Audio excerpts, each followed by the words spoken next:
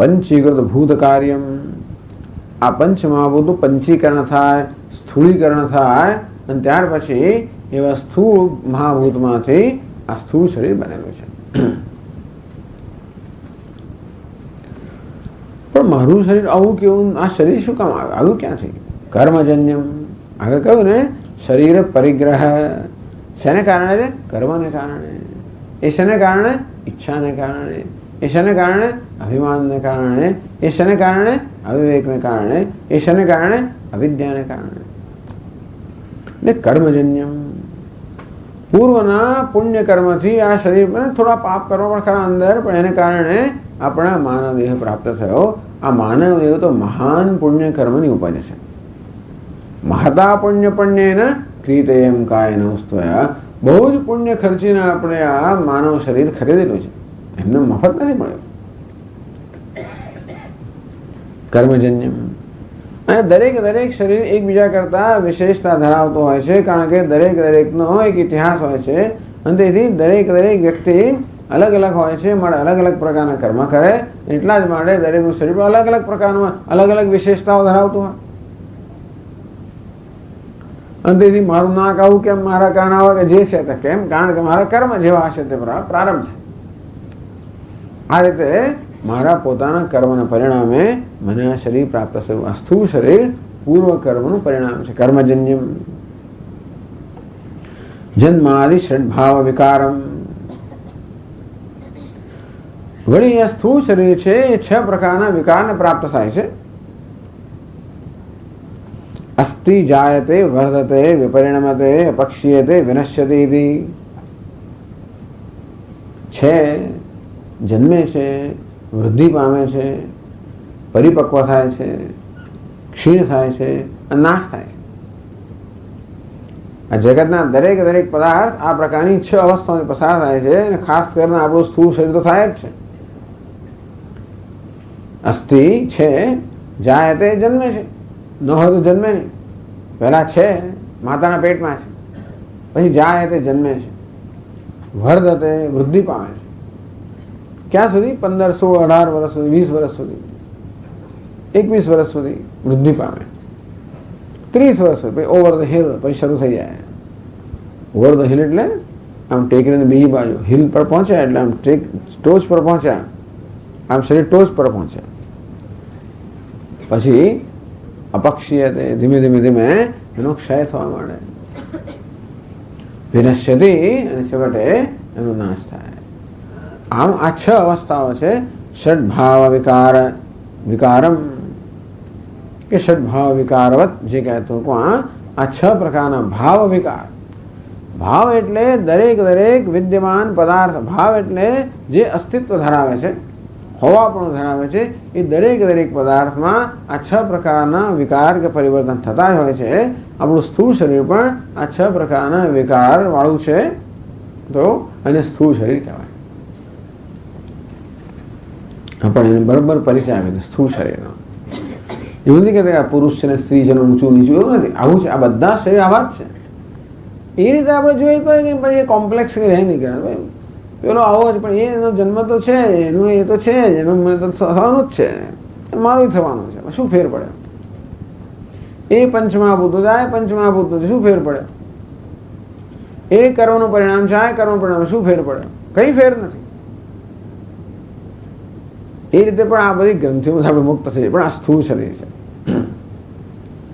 તથા ચ ઉક્તમ, આપ જે કહો છો એના માટે પ્રમાણ છે તો કે હા, પંચીકૃત મહાભૂત સંભવમ કર્મ સંચિતમ શરીરમ સુખ દુઃખાનામ ભોગાયતન ઉચ્યતે.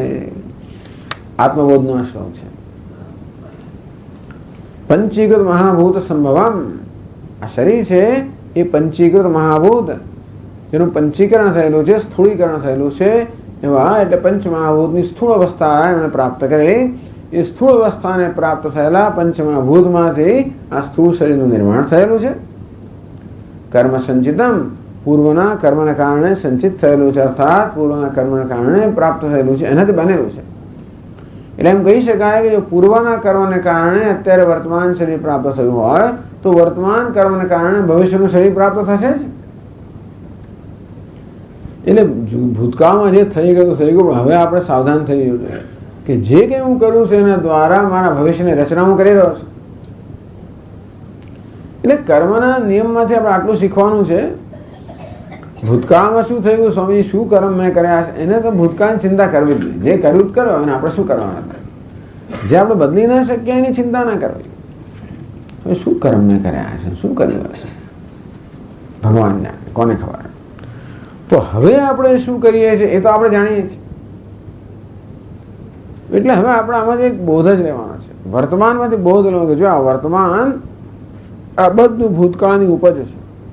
ભૂતકાળમાં જે કર્યું ના કર્યું એને કારણે વર્તમાન પ્રાપ્ત થયો છે. ભલે થયો જે થયો તે ખરો, પણ હવે શું કરવું. હવે તો હું મારા કર્મથી સભાન છે માટે સભાનતાપૂર્વક એવા યોગ્ય કર્મ કરું જેથી મારે ઉજ્જવળ ભવિષ્યનું નિર્માણ કરી શકું. તો વર્તમાન જો ભૂતકાળની ઉપજ હોય તો ભવિષ્ય વર્તમાનની ઉપજ છે. માટે મારે વર્તમાનમાં એ પ્રકારનું આચરણ કરવું જોઈએ, બાહ્યના આંતરિક બંને પ્રકારનું. યથા કર્મ યથા શ્રુતમ. કઠોપનિષદ કે આ શરીર આગળ જે પ્રકારના કર્મ કર્યા હોય, જે પ્રકારની ભાવનાઓ સેવી હોય એના પરિણામે પ્રાપ્ત થયું છે. તો હવે આપણે એવા કર્મ કરીએ, નવી ભાવનાઓ સેવી, જેથી આપણું ભવિષ્ય ઉજ્જવળ બને. એટલું શીખવાનું કર્મમાં છે. શરીરમ સુખ દુઃખાનામ ભોગાયતનમ ઉચ્યતે. આ સ્થૂળ શરીરને ભોગાયતનમ, ભોગનું સ્થાન કહેવામાં આવે છે. અર્થાત આ જગતના અનુભવો, વિષયોના અનુભવો કરવા માટેનું આપણે એક સ્થાન જોઈએ.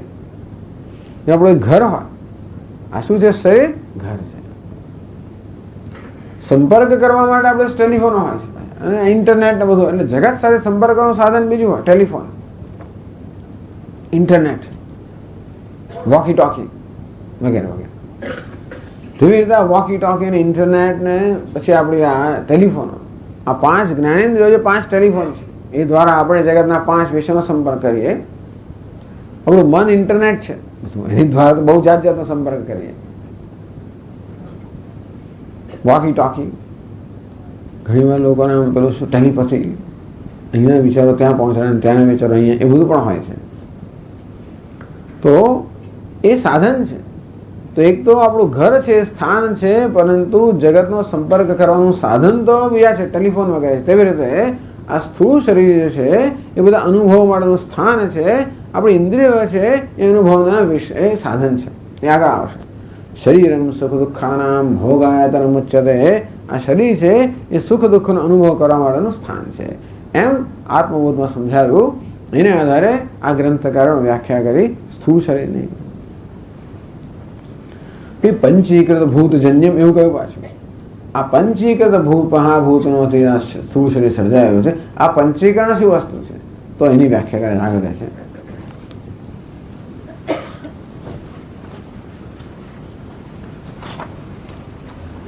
પંચીકરણ તો દ્વિધા વિધાય ચૈકૈકમ ચતુર્ધા પ્રથમં પુનઃ સ્વસ્વેતરદ્વિતીયાંશૈઃ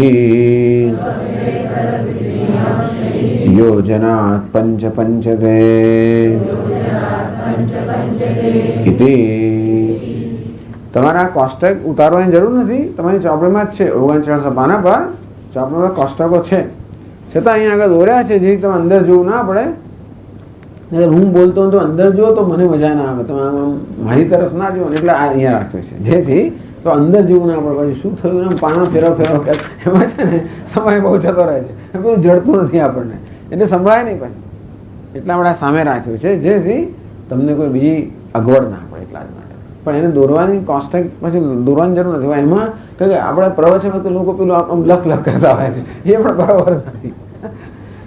કારણ કે વક્તા એમ જ ઈચ્છે કે ભાઈ બધા લોકો સાંભળે છે, બીજું કઈ પ્રવૃત્તિ ના કરે. શ્રવણાદિ વ્યતિરિક્ત વિષય નિવૃત્તિ આમ થાય પણ નહીં, પેલું અંદર આમ થાય પણ નહીં. તેથી બરોબર તમે વ્યવસ્થિત શ્રવણ કરી શકો અને સાથે સાથે એનો દોર પણ તમારો જળવાઈ રહે. એટલા માટે અહીંયા દોરવામાં આવ્યું છે કે પંચીકરણ કોને કહેવાય?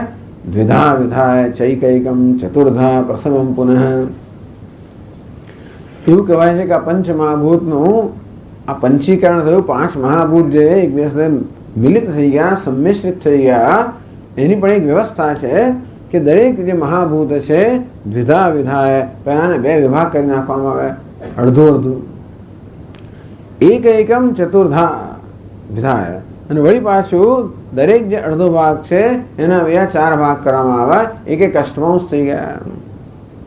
પ્રથમ પુનઃ સ્વસ્વઇતર દ્વિતીયાંશ યોજનાત, અને પછી પહેલો જ અડધો ભાગ છે એ બીજાના પહેલા એક અષ્ટમાંશ ભાગ સાથે જોડી દેવામાં આવ્યા, એમ કરે એક પૂરું થયું. બરોબર ને? પછી ગણી દેજો ઘરે જઈને, પણ આવી રીતે થાય. એક મહાભૂતનો અડધો ભાગ અને દરેક બાકીના મહાભૂત છે દરેકનો એક એક અષ્ટમાંશ ભાગ, એક એક અષ્ટમાંશ 4 ભેગા કરી એટલે અડધો થાય. અડધું વત્તા અડધું બરોબર 1, બરોબર છે? તો પહેલા એકના આપણે 2 વિભાગ કર્યા, અડધું અડધું, પછી પેલો જ અડધું છે એના બીજા 4 વિભાગ કર્યા, એટલે દરેક એક એક અષ્ટમાંશ થઈ ગયા. એટલે એવી કલ્પના કરો મનમાં કે આ પૃથ્વી, જળ, તેજ, વાયુ અને આકાશ, આ પંચમહાભૂત છે એને અડધા અડધા ભાગ આપણે કરી નાખ્યા. તો પાનાની જોડ પણ આપણી પાસે હોય તો પણ 52 પાના હોય ને, તો પહેલા અડધા અડધા ભાગ કરી નાખ્યા. પછી બાકી જ રહ્યા 52 નંબર બરોબર નથી, પણ ચાલો બાકી જ રહ્યા 48 સારો નંબર છે. 48 પાના હોય તો આપણે પહેલા ને આખી થોકડીઓ 2 થોકડીઓ કરી નાખીએ, 24 પાના. બાકી 24 પાના વધ્યા એને પછી એક એક ચતુર્થાંશ કરી નાખીએ, એટલે 6 કરી નાખીએ.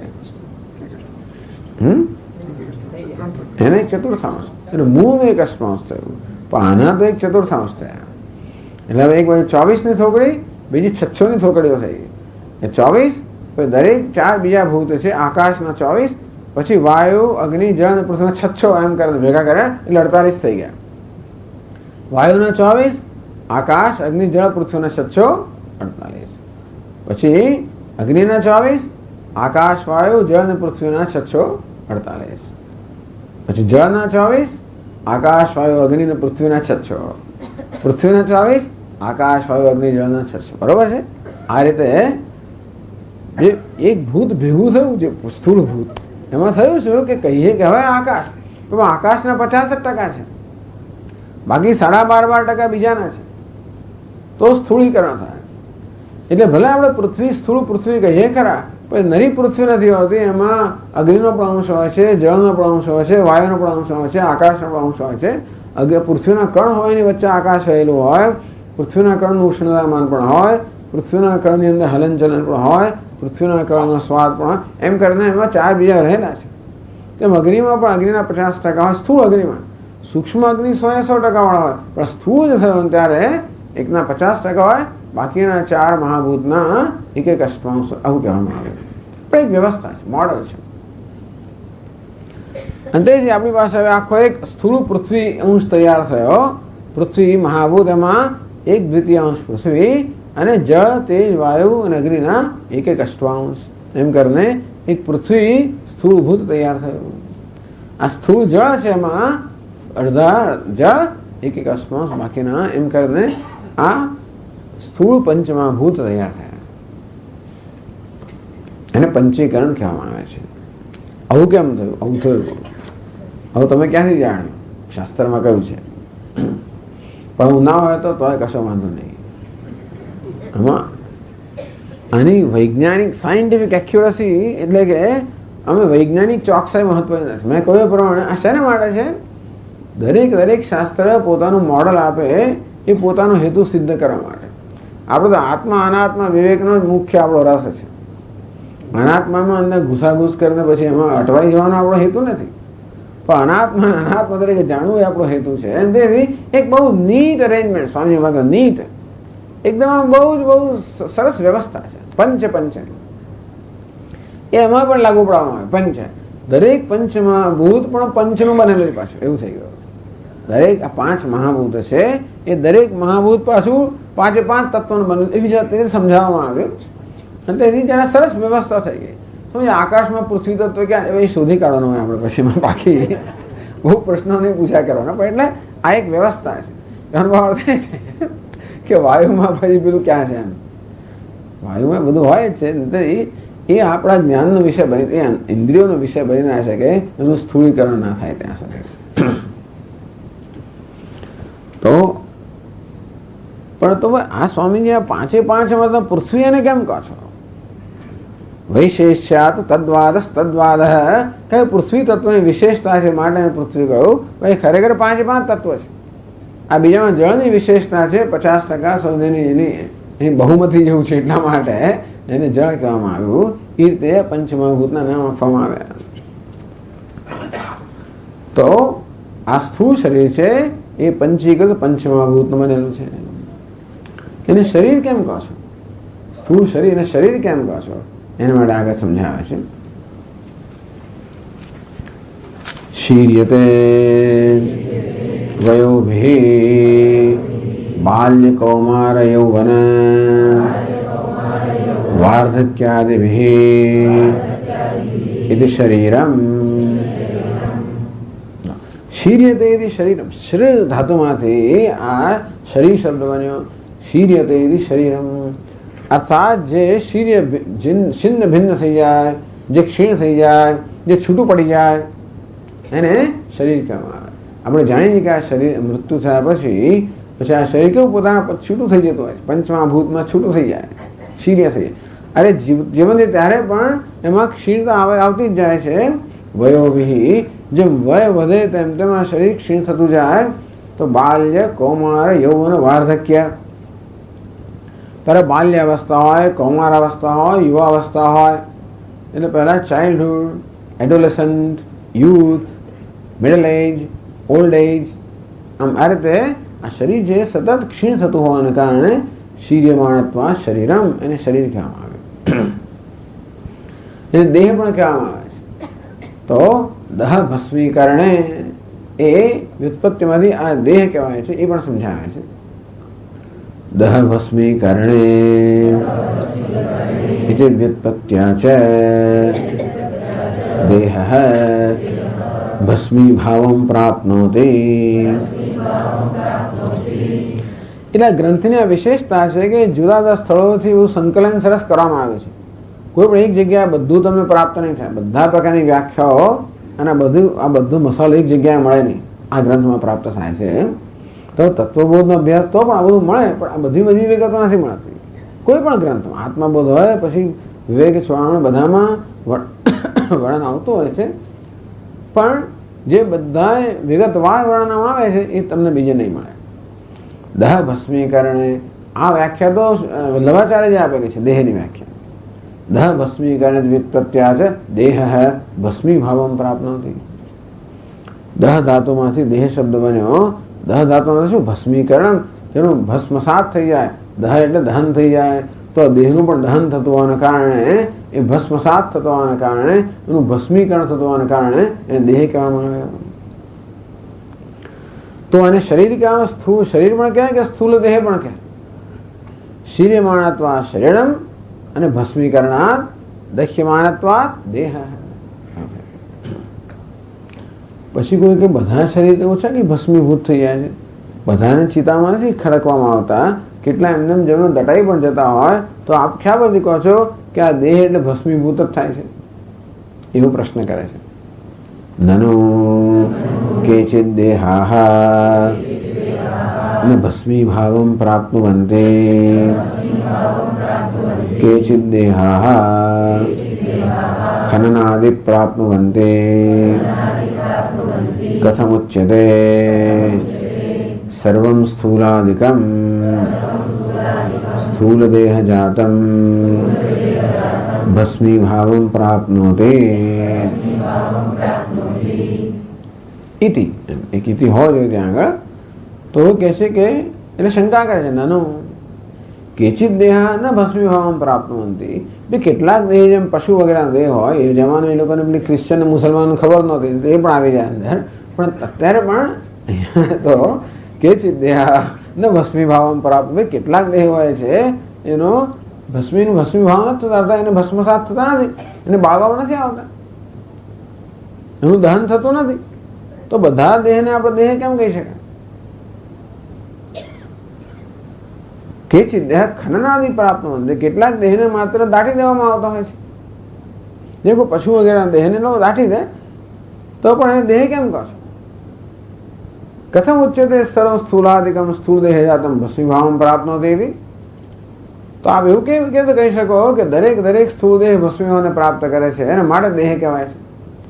ભસ્મીભાવ પ્રાપ્ત કરતો હોવાને કારણે આ સ્થૂળ દેહને દેહ કહ્યો, તો બધા દેહ તો ભસ્મીભાવને પ્રાપ્ત થતા નથી, તો પછી આ દેહ શબ્દ બધા શરીર માટે કેમ વાપરી શકાય?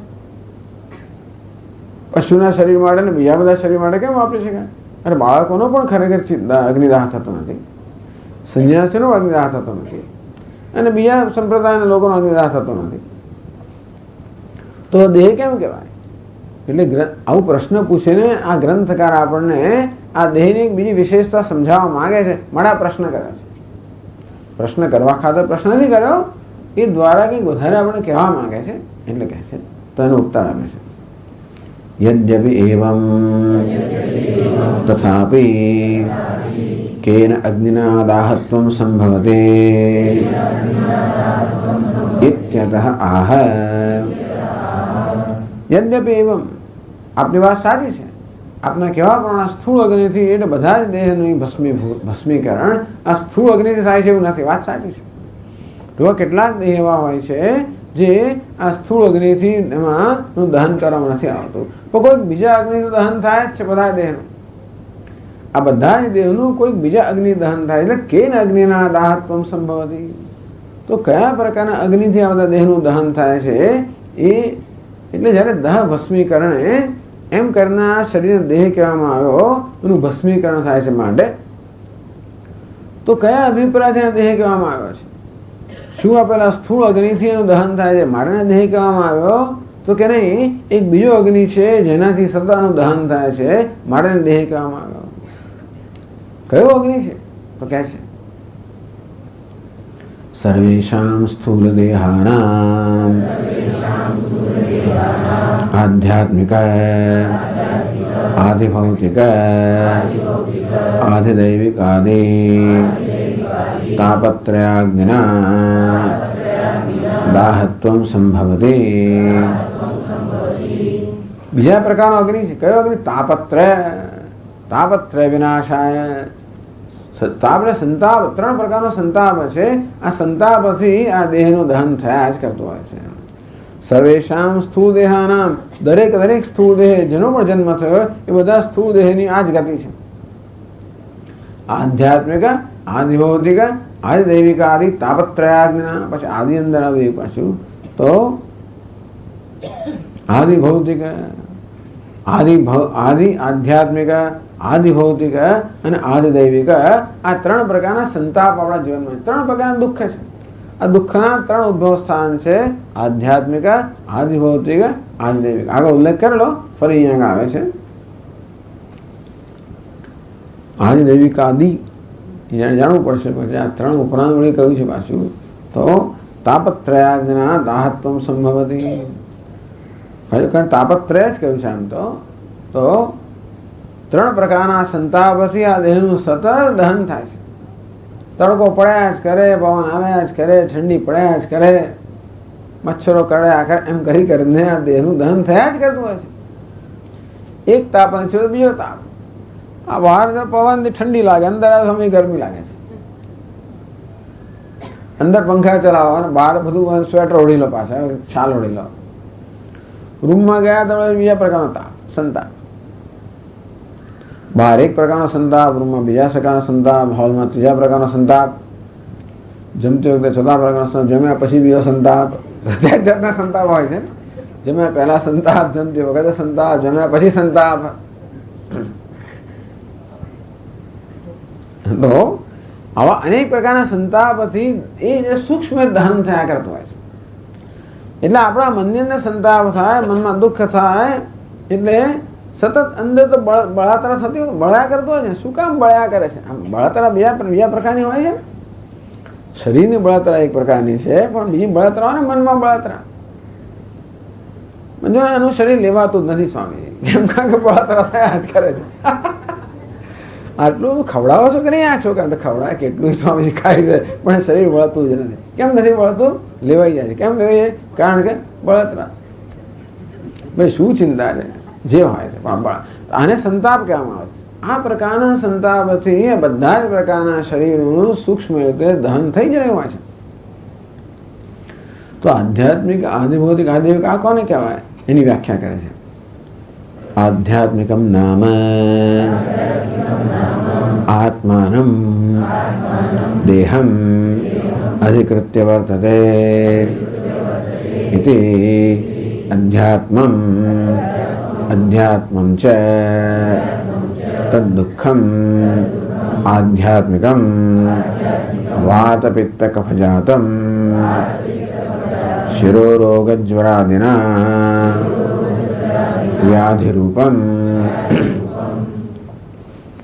આધ્યાત્મિક, આધ્યાત્મિક અધિ અને આત્મા એમ કરીને અધ્યાત્મ શબ્દ બન્યો એટલે અવ્યય ભાવ એવો થયો ને. અધિ આત્માનમ દેહમ અધિકૃત્ય વર્તતે ઇતિ અધ્યાત્મમ. તો જે દેહ જેનું અધિકરણ છે, એટલે અધિકરણ, લોકેશન, લોકસ.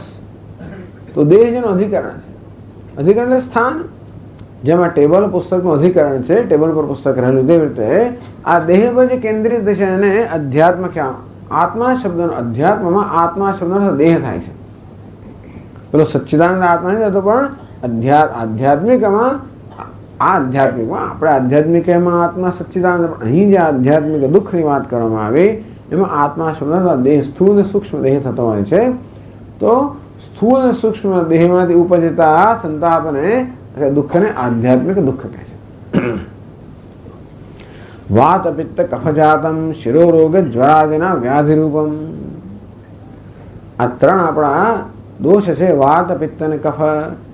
એમાં જ્યારે વિષમતા આવે ત્યારે વ્યાધિ એટલે કે શિરોરોગ, જ્વરાદિના વ્યાધિરૂપમ, માથું દુખે, તાવ આવે વગેરે.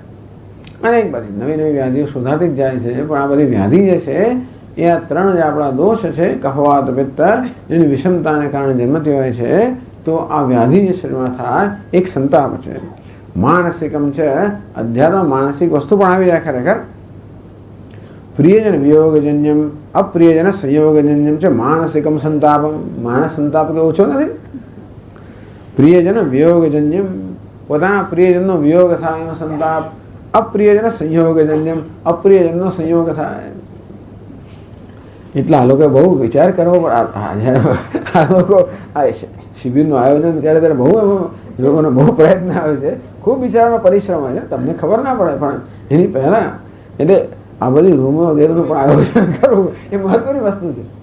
કોણ કોની સાથે રહેશે, કોણ કોનું પડોશી હશે, કોણ ઉપર, કોણ બધું વિચારવાનું હોય છે. તેથી જો કે આમ તો વળગી ગયું કે આમ થઈ ગયું મુશ્કેલી થઈ જાય બધા લોકો, અને પછી છેવટે બધા આપણે જ મુશ્કેલી થઈ જાય. એટલે તેથી એટલે પ્રિયજન વિયોગજન્યમ અપ્રિયજન સંયોગજન્યમ દુઃખમ.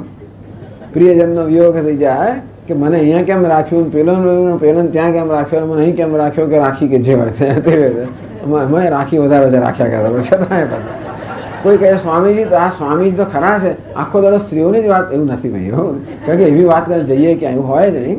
પણ આખો તો સ્ત્રીઓને ક્યાં ક્યાં કરે એવું નથી. સ્ત્રીઓનું પ્રાધાન્ય હોવાને કારણે એવું છે કદાચ, ગમે તેમાં. પરંતુ એટલે પણ આવું અપ્રિયજન સંયોગ, પ્રિયજન એટલે આ સંતાપમાં ખાલી દ્રષ્ટાંત આપ્યું. બીજા ઘણા સંતાપના કારણો હોય છે, પણ સામે પ્રિય વિયોગ અને અપ્રિય સંયોગ, પ્રિય વસ્તુનો વિયોગ અને અપ્રિય વસ્તુનો સંયોગ એ આપણા સંતાપનું કારણ હોય છે. આ માનસિક સંતાપ. તો શરીરના સ્તરે અને મનના સ્તરે સંતાપ અને આધ્યાત્મિક દુઃખ, આધ્યાત્મિક સંતાપ, એ પ્રકારના તાપથી આપણે બળી રહ્યા હોઈએ છીએ. માટે એક અગ્નિ થયો. આદિભૌતિક કોને કહેવાય કહે છે? આદિભૌતિકમ નામ ભૂતમ અધિકૃત્ય વર્તતે ઇતિ આદિભૌતિકમ વ્યાઘ્ર તસ્કરાદિજન્ય દુઃખમ.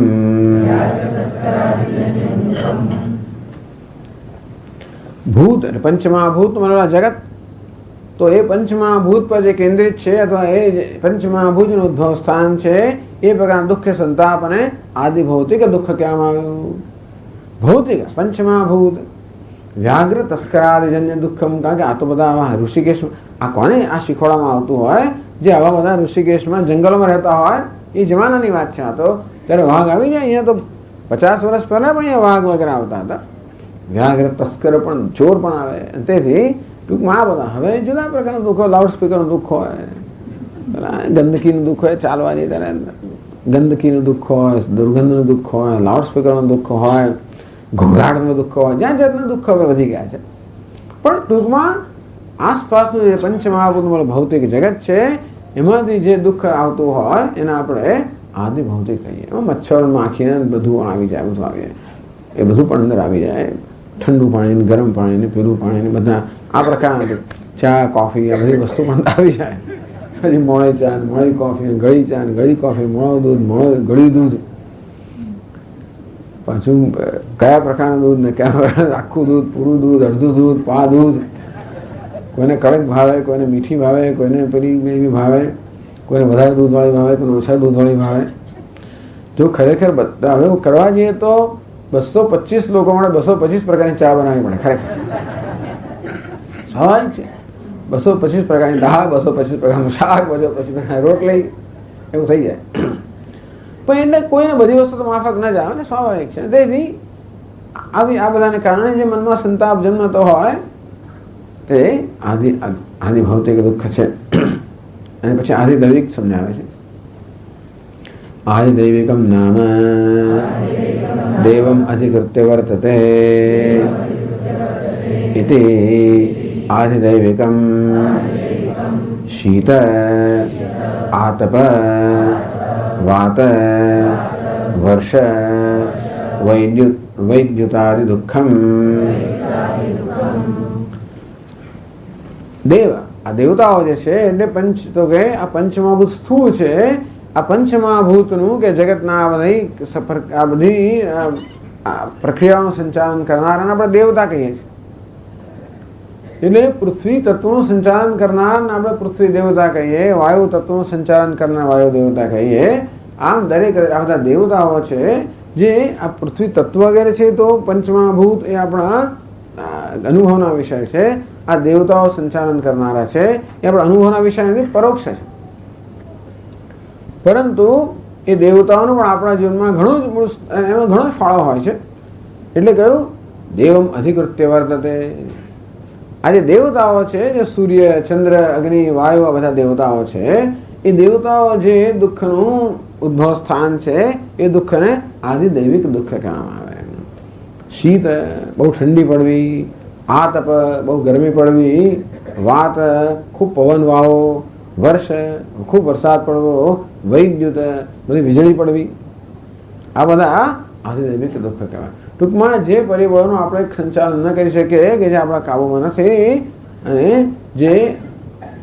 જેના માટે અનિશ્ચિત છે પાછા, જેના એ બધા પરિબળો જે છે એને આપણે દેવ કહીએ, આદિ દૈવિક. આવો પણ એક સંતાપ છે. ટૂંકમાં આ બધા 3 પ્રકારના સંતાપ છે. આવા તાપથી આ દરેક સ્થૂળ શરીર જે છે એ સંતપ્ત થતું હોય છે, અર્થાત એનું દહન થતું હોય છે. એના માટે આ સ્થૂળ શરીરને દેહ કહેવામાં આવે. ઓમ પૂર્ણમદ પૂર્ણમિદં પૂર્ણાત પૂર્ણમુદચ્યતે પૂર્ણસ્ય પૂર્ણમાદાય પૂર્ણમેવાવશિષ્યતે. ઓમ શાંતિ શાંતિ શાંતિ.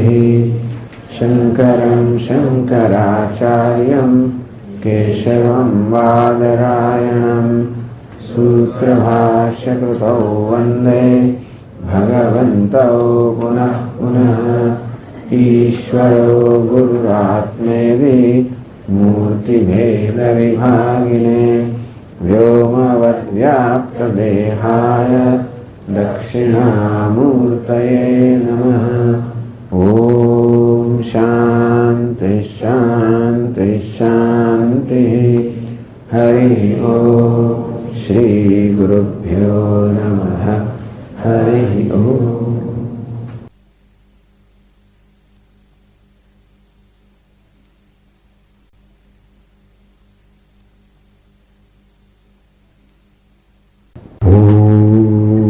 सहनावतु सहनौ भुनक्तु सह वीर्यं करवावहै तेजस्विनावधीतमस्तु तेजस्विनावधीतमस्तु मा विद्विषावहै।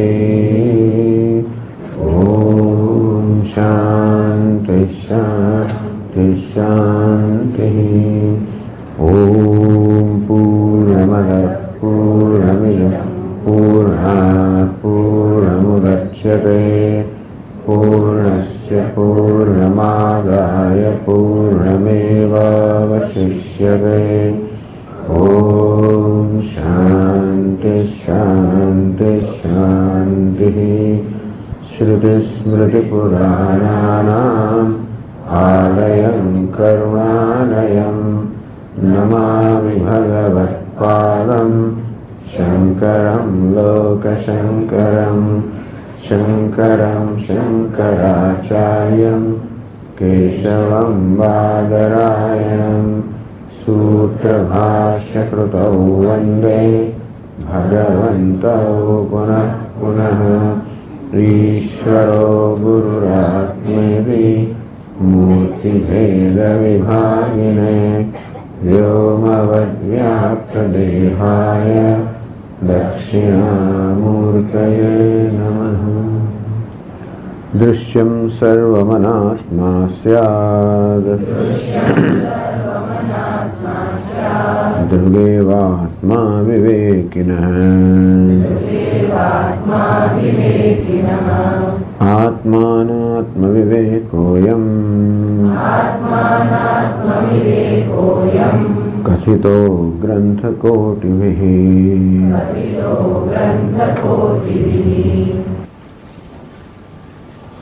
तो अनात्मानी व्याख्या करता कહેવામાં આવ્યું અનૃત જળ દુઃખાત્મકમ। અનાત્મા અનૃત છે, જળ છે, દુઃખાત્મક છે અને સમષ્ટિ વ્યષ્ટ્યાત્મક શરીરત્રયમ। સમષ્ટિ અને વ્યષ્ટિના સ્તરે રહેલું જે શરીરત્રય, શરીરત્રય કોને કહેવાય? સ્થૂલ સૂક્ષ્મ કારણ શરીરમ આ શરીરત્રય। આ ત્રણ શરીરનો સમુદાય અને શરીરત્રય સ્થૂલ શરીર, સૂક્ષ્મ શરીર, કારણ શરીર। એમાં સ્થૂળ શરીરની વ્યાખ્યા કરવામાં આવી કે જે પંચીકૃત પંચમહાભૂતમાંથી જે બનેલું છે। પંચીકરણ કોને કહેવાય એની પર સમજ આપી। આ રીતે સ્થૂળીકરણ, ટૂંકમાં મેં કહ્યું તે પ્રમાણે કારણમાંથી સૂક્ષ્મ, સૂક્ષ્મમાંથી સ્થૂળ। હવે એ સૂક્ષ્મથી સ્થૂળ કેમ બન્યું એ ખરેખર એક રહસ્ય છે આમ જોવા જઈએ તો। જ્યારે ઉત્પત્તિ થઈ ત્યારે તો પંચમહાભૂત એમની સૂક્ષ્મ અવસ્થામાં હતા, એનું સ્થૂળીકરણ કેવી રીતે થયું એની આ સમજ છે। પણ આપણે વૈજ્ઞાનિક રીતે જોવા જઈએ તો આપણને કહેવામાં આવે છે કે આ જે સ્થૂળ પદાર્થો છે જેને મેટર કહેવાય, પદાર્થ છે અથવા તો પ્રકૃતિ, એ એના સૂક્ષ્મ રૂપમાં એનર્જી અથવા ઉર્જા છે। ઉર્જામાંથી આ પ્રકૃતિ જેને આપણે કહીએ કે મેટર જેને કહીએ એ બધી એનર્જીના ઉર્જાના તરંગ માત્ર છે। ઉર્જા સૂક્ષ્મ અને આ સ્થૂળ, એટલે જેને વૈજ્ઞાનિક લોકો ઉર્જા કહે છે ને આપણે પેલા સૂક્ષ્મ પંચમહાભૂત કહી શકીએ કે સૂક્ષ્મ મહાભૂત કહી શકીએ, અને જેને મેટર કહે છે ને આપણે સ્થૂળ મહાભૂત કહીએ। પરંતુ પેલી ઉર્જામાંથી કેવી રીતે આ સ્થૂળ કે નક્કર મેટર બને છે એની કોઈ આવું રૂપાંતર થાય છે, રૂપાંતર થાય છે હકીકત છે। એટલે સૂક્ષ્મમાંથી સ્થૂળમાં, સ્થૂળમાંથી સૂક્ષ્મ રૂપાંતર થાય એ તો વૈજ્ઞાનિકો સમજાવે છે કે પદાર્થ છે એ એનર્જી બને, શક્તિ બને, ઉર્જા બને, ઉર્જામાંથી વળી પાછું મેટર બને। આ પ્રકારે સૂક્ષ્મથી સ્થૂળમાં રૂપાંતર થાય છે એ જાણીતી વસ્તુ છે। આ તો હવે આ તો પહેલેથી જાણીતું છે આપણે ત્યાં, પરંતુ એટલી વસ્તુ ખરી કે એ સમજવા માટે આપણને એક આવું મોડેલ આપવામાં આવ્યું, અર્થાત એક ચિત્ર આપણી સમક્ષ ખડું કરવામાં આવે। કારણ કે નહીંતર આપણે સમજ ના પડે કે આ સૂક્ષ્મથી સ્થૂળ બન્યું કે ત્યાં આપણે અટકી જઈએ તો આગળ વધીએ નહીં। મહત્વની વસ્તુ નથી એમ, પણ મહત્વની વસ્તુને આપણે મહત્વ આપતા હોઈએ એવું નથી હોતું। ઘણી વાર મહત્વના વસ્તુમાં આપણે એવા અટકી પડતા હોઈએ કે આગળ વધીએ નહીં, એટલે બધી સમજ આપી દેવામાં આવે કે ભાઈ બન્યું કેવી રીતે। અને એવું સરસ વ્યાયામ એક એવું એક એરિથમેટિક આપી દેવામાં આવ્યું કે એલ્જેબ્રા, બીજ ગણિત કહી દીધું કે આનું અષ્ટમાં આમ કરીને હા બરાબર છે।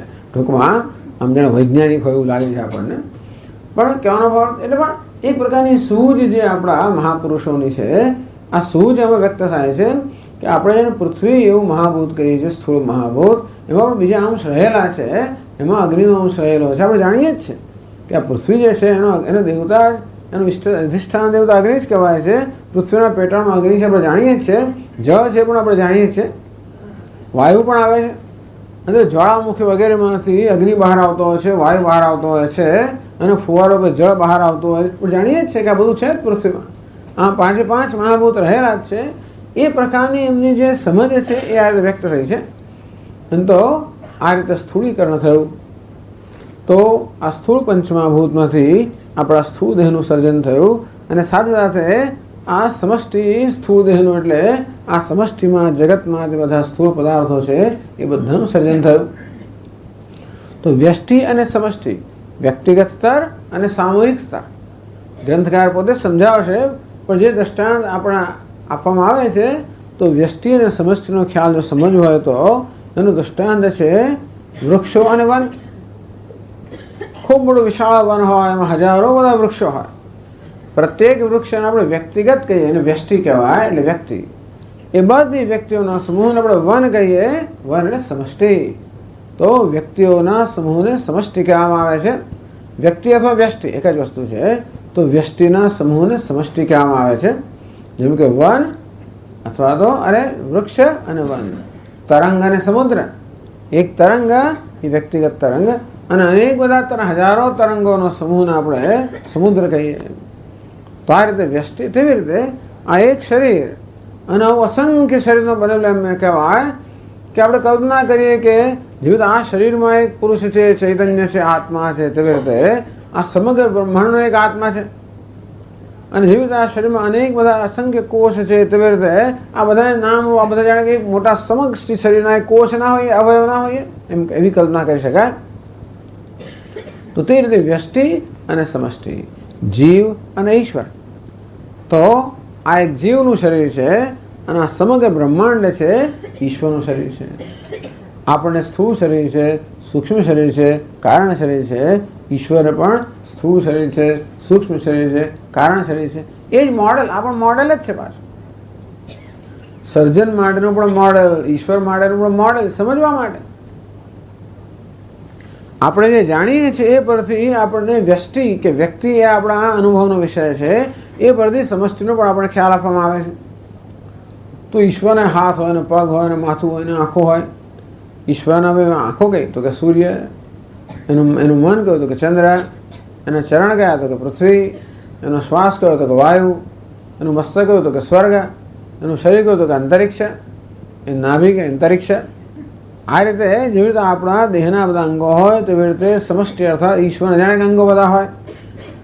આ પ્રકારની સુંદર ચિત્ર આપવામાં આવે છે જેથી આપણે ઈશ્વર સાથે પણ કોઈક રીતે સંબંધિત થઈ શકીએ કે બહુ જુદા નથી. માત્ર કદમાં ફેર છે, વ્યાપકતામાં ફેર છે, પણ મૂળભૂત વસ્તુ સમાન જ છે આપણામાં ઈશ્વરમાં. એ પ્રકારની સમાનતા આપણે સમજીએ ત્યારે ખ્યાલ આવે કે ભાઈ જે ચૈતન્ય આ વ્યક્તિગત શરીરમાં છે એ જ ચૈતન્ય સમષ્ટિ શરીરમાં છે. એ ચૈતન્યમાં કોઈ તફાવત નથી. સયશ્ચાયમ પુરુષે યશ્ચાસાવાદિત્ય સૈક. આ પુરુષમાં અર્થાત વ્યક્તિમાં જે ચૈતન્ય છે, પુરુષ છે, પરમાત્મા છે, એ જ આ સમષ્ટિમાં રહેલો ચૈતન્ય છે, પુરુષ છે, પરમાત્મા છે. આમ વ્યષ્ટિના સમષ્ટિના કદમાં કે વ્યાપકતામાં તફાવત છે, પરંતુ ચૈતન્ય એક જ છે. એમ જે ચૈતન્ય, જે પરમાત્મા એક આ વ્યષ્ટિનો વેશ લઈને જીવ રૂપે વ્યવહાર કરી રહ્યો છે, એ પરમાત્મા આ સમષ્ટિનો વેશ લઈને ઈશ્વર રૂપે વ્યવહાર કરી રહ્યો છે. એ જ પરમાત્માએ એક અવિદ્યારૂપી ઉપાધિ ધારણ કરી અને જીવ કહેવાયો. એ જ પરમાત્માએ એક માયારૂપી ઉપાધિ ધારણ કરી એ ઈશ્વર કહેવાયો. વાસ્તવમાં ઉત્તમ પુરુષસ્ત્વન્ય પરમાત્મેત્યુદાહૃત દ્વાવિમો પુરુષૌલોકે ક્ષરશ્ચાક્ષરેવ ચ ક્ષરઃ સર્વાણી ભૂતાની કૂટસ્થોક્ષર ઉચ્યતે. ભગવાન કે આ જગતની અંદર બે પુરુષ છે એની વ્યાખ્યા જુદી રીતે કરી શકાય. એક રીત એવી છે કે જીવ નામનો એક પુરુષ છે અને ઈશ્વર નામનો પુરુષ. પરંતુ ઉત્તમ પુરુષસ્ત્વન્ય પરમાત્મા એ ઉદાહૃત. પરંતુ જે ઉત્તમ પુરુષ છે, પરમાત્મા છે, તો આ જીવ અને ઈશ્વર બંનેનું અધિષ્ઠાન છે. જીવ પણ એક વેશ, ઈશ્વર પણ એક વેશ થઈ ગયો. એ જ ભગવાન જીવ રૂપે વ્યવહારી રહ્યો છે, એ જ ભગવાન ઈશ્વર રૂપે વ્યવહારી રહ્યો છે. એ પરમાત્મા તો બંનેનો વેશ જ્યારે કાઢી નાખવામાં આવે, ઈશ જીવયો વેશધિભિદા સત સ્વભાવતો વસ્તુ કેવલમ. આ વેશધિભેદા, આ વેશને કારણે જ માત્ર આ ભેદભાવ છે કે ઈશ્વર જુદો અને જીવ જુદો. આ જુદાપણું ક્યાં છે? વેશના સ્તરે છે. વ્યષ્ટિ વેશ અને સમષ્ટિ વેશ. સત સ્વભાવ તો વસ્તુ કેવલમ, પણ સત સ્વભાવ, સત અર્થાત સત્ય જે સ્વભાવ છે, સત ચિત આનંદ જે સ્વભાવ છે, તો જીવનમાં સ્વભાવ શું? સ્વભાવ ભગવાન કહે છે ને, અક્ષરમ બ્રહ્મ પરમ સ્વભાવ અધ્યાત્મ ઉચ્યતે.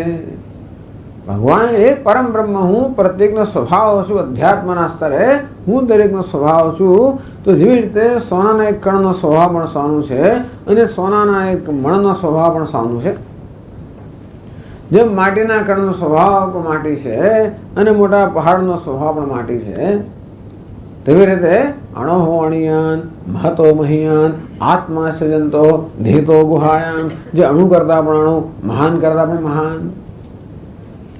તો જેને કારણે અણુ છે, જેને કારણે મહાન છે, અણુ મહાન, બંનેને સત્તા પ્રદાન કરનાર છે, બંનેને સ્ફૂર્તિ પ્રદાન કરનાર છે, બંનેનું અધિષ્ઠાન છે, બંને રૂપે બંને વેશમાં જણાઈ રહ્યો છે, એ સ્વયં બંને સ્વતંત્ર છે. ઉત્તમ પુરુષસ્ત્વન્ય પરમાત્મા ઇતિ ઉદાહૃત. એને પરમાત્મા કહેવામાં આવે. યો લોકત્રયમાં આવિશ્ય વિભર્ત્યવ્ય ઈશ્વર. આ ત્રણેય લોકમાં પ્રવેશ કરીને બધાને સત્તા સ્તુતિ પ્રદાન કરીને એ ધારણ કરે છે. તો આ જીવને પણ ધારણ કરે છે, ઈશ્વરને ધારણ કરે છે પરમાત્મા. આવું જ્ઞાન આપવા માટે આ બધી આ ભૂમિકા છે. વેદાંત શાસ્ત્ર આપણને આ રીતે ઐક્ય સમજાવે છે કે ભલે કદ જુદા હોય, ભલે વ્યાપકતા જુદી હોય, ભલે ઉપાધિના સ્તરે બધા પ્રકારનો ભેદ હોય, પરંતુ વાસ્તવિક રીતે ભેદ નથી. ઈશ્વર સર્વ રીતે દિવ્ય છે, સર્વ રીતે પૂર્ણ છે, મહાન છે, એમાં પ્રશ્ન નથી. અને આપણે આ જીવ બધી જ રીતે અલ્પ છે, એમાં શંકા જ નથી. યસ શ્રેષ્ઠાયમ પુરુષે યશ્ચા સાવાદિત્ય. પણ અલ્પતાનો આપણે આ એક ગ્રંથિ છે કે હું અલ્પ, એ અલ્પતાની ગ્રંથિ દૂર કરી દઈએ. આપણી જાતને માત્ર સ્થૂળ ને સૂક્ષ્મ માપવાનું બંધ કરી દઈએ અને સ્થૂળ સૂક્ષ્મ શરીરમાં જે ચૈતન્ય છે એથી આપણે આપણી જાતને માપવાનું શરૂ કરીએ તો એનો માપ અમાપ છે. અમાત્ર ચતુર્થ અવ્યવહાર્ય શિવ અદ્વૈત. અમાત્ર ચતુર્થ અવ્યવહાર્ય. તો બધી માત્રામાં અર્થાત બધા માપની અંદર બધી મર્યાદામાં પેલો અમાત્ર અમાપ અમર્યાદિત અનંત માત્ર, અમાત્રસ્ય અનંત માત્ર રહેલો છે. એટલે વસ્તુ તો કેમ એને મૂલવવી, કેમ શેનાથી મૂલવવું? એને કદથી મૂલવવું, એના માપથી મૂલવવું, એની વ્યાપકતાથી મૂલવવું કે પછી એને તત્વથી મૂલવવું? બસ આ મૂલવણી કેમ કરવી કોઈ વસ્તુની? આપણે હંમેશા મૂલવણી કરતા હોઈએ છીએ માપથી, કદથી, વ્યાપકતાથી, ઉપાધિથી, શક્તિથી, બધાથી. વેદાંત શાસ્ત્ર કે નહીં, આ કણ છે પણ એને કણ ના માનવો, સોનું છે. આ મણ છે પણ માત્ર મણ જ સોનું છે. આ તણખો છે, તણખો અગ્નિ છે. આપણી જ્વાળા છે પણ અગ્નિ છે. હવે આમાં કેવો, આનું નામ વૈરાગ્ય કહેવાય કે આપણને તણખાપણથી પણ આપણે અસંગ બની, અલિપ્ત બની. કે તણખો થઈ ગયો, શું થઈ ગયું? તણખો એટલે શું? અગ્નિ કે મારામાં તણખાપણો નથી. આ તણખામાં પણ એ જ અગ્નિ રહેલો છે, એને તણખાનો વેશ લીધો. આ જ્વાળામાં એ જ અગ્નિ છે ને જ્વાળાનો વેશ લીધો. અને જાત જાતના વેશ અગ્નિ લે એટલે શું થઈ ગયું? કોલસનમાં પ્રવેશ કરીને તો ત્રિકોણ થઈ ગયો, ચતુષ્કોણ થઈ ગયો એટલે શું? અગ્નિ, હું તો અગ્નિ છું. એ ચતુષ્કોણપણાની ગ્રંથિ છોડી દે, ત્રિકોણપણાની ગ્રંથિ છોડી દે, તણખાપણાની ગ્રંથિ છોડી દે, જ્વાળાપણાની ગ્રંથિ છોડી દેવી પડે. પછી એવું નહીં કે હું તણખોની જ્વાળા છું, એ બીજી ગ્રંથિ થઈ ગઈ. કદાચ પેલી ગ્રંથિ કરતા થોડી વધારે આપણને અનુકૂળ લાગે એવી ગ્રંથિ, પણ ગ્રંથિ તો ગ્રંથિ જ છે. અને ગ્રંથિ એટલે મર્યાદા. ત્યાં સુધીની ગ્રંથિ છોડવાનું કે વેદાંત કે હું હિરણ્ય ગર્ભ છું એવું પણ નહીં, એ પણ છોડી દેવાનું. એ છોડી દેવાનું તો કે હા, નહીં તો ઉલમાંથી ચૂલમાં છે. કુલને ચૂલ સરખા છતાંય પણ મર્યાદિત પણમાંથી આપણે મુક્ત ના થઈએ. પાછું બીજો સર્ગ આવે ત્યારે જન્મ લેવો પડે, પાછું એવું થાય. સર્ગે પિનોપજાયંતે પ્રળયે ન વ્યથંતિ છે. પણ સૃષ્ટિમાં જન્મ નથી, પ્રલયમાં વ્યથા નથી. બધા પ્રકારની ગ્રંથિનો ત્યાગ. બસ સયશ્ચાયમ પુરુષે યશ્ચા સાવાદિત્ય. ભલે ના એ કે તુચ્છ માણસો, દેવદત્ત, એને કોઈ પૂછતું નથી, એનું કોઈ વિષાદ નથી, એને જીવનમાં કાંઈ કર્યું જ નથી, ભણ્યો નથી, કાંઈ નથી, તો પણ એની અંદર પણ એ જ પરમાત્મા બેઠેલો છે, જે મોટા રાજામાં બેઠેલો હોય, પ્રધાનમંત્રીમાં બેઠેલો હોય, અરે રાષ્ટ્રપતિમાં બેઠેલો હોય, અરે હિરણ્યગર્ભમાં બેઠેલો હોય, અરે ઈશ્વરમાં બેઠેલો હોય. આમાં કોઈ ઈશ્વરનો તિરસ્કાર નથી, આમાં કોઈ ઈશ્વરને ઉતારી પડવાનો નથી, આમાં પેલાને ખાલી ચડાવીને પેલા ખાલીને એને આપણે ખુશામત નથી કરતા. અસત્ય છે. સત્ય હંમેશા એ અસંગતાની અપેક્ષા રાખે છે કે જેવી રીતે આપણે અલ્પતાથી અસંગ બની તો મહાનતાથી પણ અસંગ બનીએ, એવું કે અલ્પતાથી અસંગ બની મહાનતાને ધારણ કરી લીધી તો પછી બીજો સંગ થઈ ગયો, અર્થાત બીજા પ્રકારનું બંધન થયું. ચાલો આ ભાઈ લોખંડનું જંજીર હતી અને પેલી સોનાની જંજીર, એવો સંતોષ થતો હતો નથી વાત છે, પણ જંજીર તો ખરી. આમ કેવી રીતે બધા પ્રકારની ગ્રંથિમાંથી મુક્ત કરવા, ભ્રમમાંથી મુક્ત કરવા, એના માટેનો આખી આ ભૂમિકા રચાય છે, સમષ્ટિ અને વ્યષ્ટિ. તો સ્થૂળ શરીરની વાત થઈ, હવે સૂક્ષ્મ શરીરની વાત કરે છે. કે છે આગળ, તો તમારી પાસે બધા હિન્દી ચોપડી છે કે નહીં? જેમ ના હોય બધાને મેળવી લેવી. રસિકભાઈ પાસે બધી ચોપડીઓ છે માટે એક જણ પાસે હોવી જ જોઈએ. ગુજરાતી તો હોવી જોઈએ, ભલે એ તમારી પસંદગી છે, પણ હિન્દી ચોપડી છે ને એ બધા હોવી જોઈએ. સંસ્કૃત ને હિન્દી બંને, એટલે સંસ્કૃત એકલું નથી, હિન્દી પણ વ્યાખ્યા છે અંદર, એટલે તમે બપોરે બેસીને વાંચી શકો એવું છે. ક્લાસ ગયા પછી એવું નહીં ખંખેરી નાખ્યું બીજા પાછા આવે એવું નહીં, પણ આ પુસ્તક હોય તો આ બધી વ્યાખ્યા અંદર કરેલી છે, એટલે તમે વળી પાછા બેસી શકો, વાંચો, નોંધ કરો, થોડી ચર્ચા કરો, વાતચીત કર્યો તો આ વાતચીતનો વિષય પણ છે. બીજી બધી વાતોચીતો ઘેર જઈને કરવાની, પણ અહીંયા આ વાતચીતનો સરસ વિષય પણ છે, વ્યાખ્યા પણ છે. એટલે જેની પાસે ન હોય એમણે રસોઈ છે ને બાજુ પૂરતી છે ને, હા મેળવી ખાસ અમદાવાદથી લઈને આવે છે, ઉચકીને લાવે છે. એટલા માટે કે કદાચ ન હોય તમારી પાસે, ન જ હોય બહારગામથી આવેલા પાસે, તો મેળવી લેજો. હા બધા કોસ્ટકો અંદર છે, એટલે પાછું આમ ઉતાર કરવાની જરૂર ને આપણે. આ તો કહ્યું તે પ્રમાણે માત્ર અનુકૂળતા માટે જ આ કોસ્ટક અહીંયા આગળ લખવામાં આવે છે, પણ લખવાની જરૂર ને, આ પુસ્તક બધું છે જ. અચ્છા, તો સૂક્ષ્મ 43 એટલે પાનું નંબર જે કહું છું એ આ ચોપડીનું પાનું છે. તમે આમાં 43 પાનું જોશો તો મળશે જ નહીં તમને. 43માં પાન પર આ સામે રાખો ને, ગુજરાતી છે એટલા માટે, અનુકૂળતા માટે જ ગુજરાતી તો છે. ઘણા અમે હિન્દી સમજ નથી પડતી, એવું એ ભણતા તો હોય ને આ જમાનામાં, હિન્દી સમજ ના પડે એવું તો ના જવું જોઈએ. સૂક્ષ્મ શરીરમ નામ अपंचीकृत भूत कार्यम सप्तदशकम लिंगम सप्तदशकम नाम ज्ञानेन्द्रियाणि पंच कर्मेन्द्रियाणि पंच प्राणादिवायवः पंच बुद्धिर्मनश्चेति. जो एक पाना पर नीचे જ આપેલું છે આખું કોષ્ટક. સૂક્ષ્મ શરીરમ નામ, સૂક્ષ્મ શરીર કોને કહેવાય? અપંચીકૃત ભૂત કાર્ય. સૂક્ષ્મ શબ્દ જ બતાવે છે, સૂક્ષ્મ કે ભાઈ એ પંચમહાભૂતની સૂક્ષ્મ અવસ્થામાં જ્યારે હતા ત્યારે સૂક્ષ્મ પંચમહાભૂતમાં જે સર્જાયેલું છે. એટલે કલ્પના કરો કે આ બહાર સ્થૂળ શરીર દેખાય છે ને એને ચેતનતા પ્રદાન કરનાર એક અંદર સૂક્ષ્મ બીજું શરીર છે. જેમ પંખા ફરે ને, પંખાનું બહાર આપણને સ્થૂળ શરીર દેખાય છે, એની આ પાંખો વગેરે દેખાય છે, પરંતુ એમાં એક સૂક્ષ્મ શરીર છે, એમાં એક મોટર છે, એ પંખાને ફેરવનારી છે. એ મોટર ફરે ત્યારે ઉભા ફરે, એટલે કેવું મોટર એટલે શક્તિ પ્રદાન કરનાર. મોટર શું કરે? વીજળી શક્તિને ઝીલે, એ વીજળી શક્તિને પછી એ ગતિમાં રૂપાંતર કરે, આવું મોટર કરે. એ ગતિ પછી આ પંખાને પ્રદાન કરે, પંખો ફરે.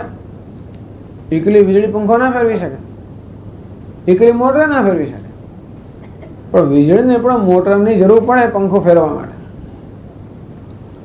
તો જેવી રીતે આ પંખામાં આવા 3 તત્વો રહેલા છે, બહારનું ખોખું, અંદરની મોટર અને વીજળી.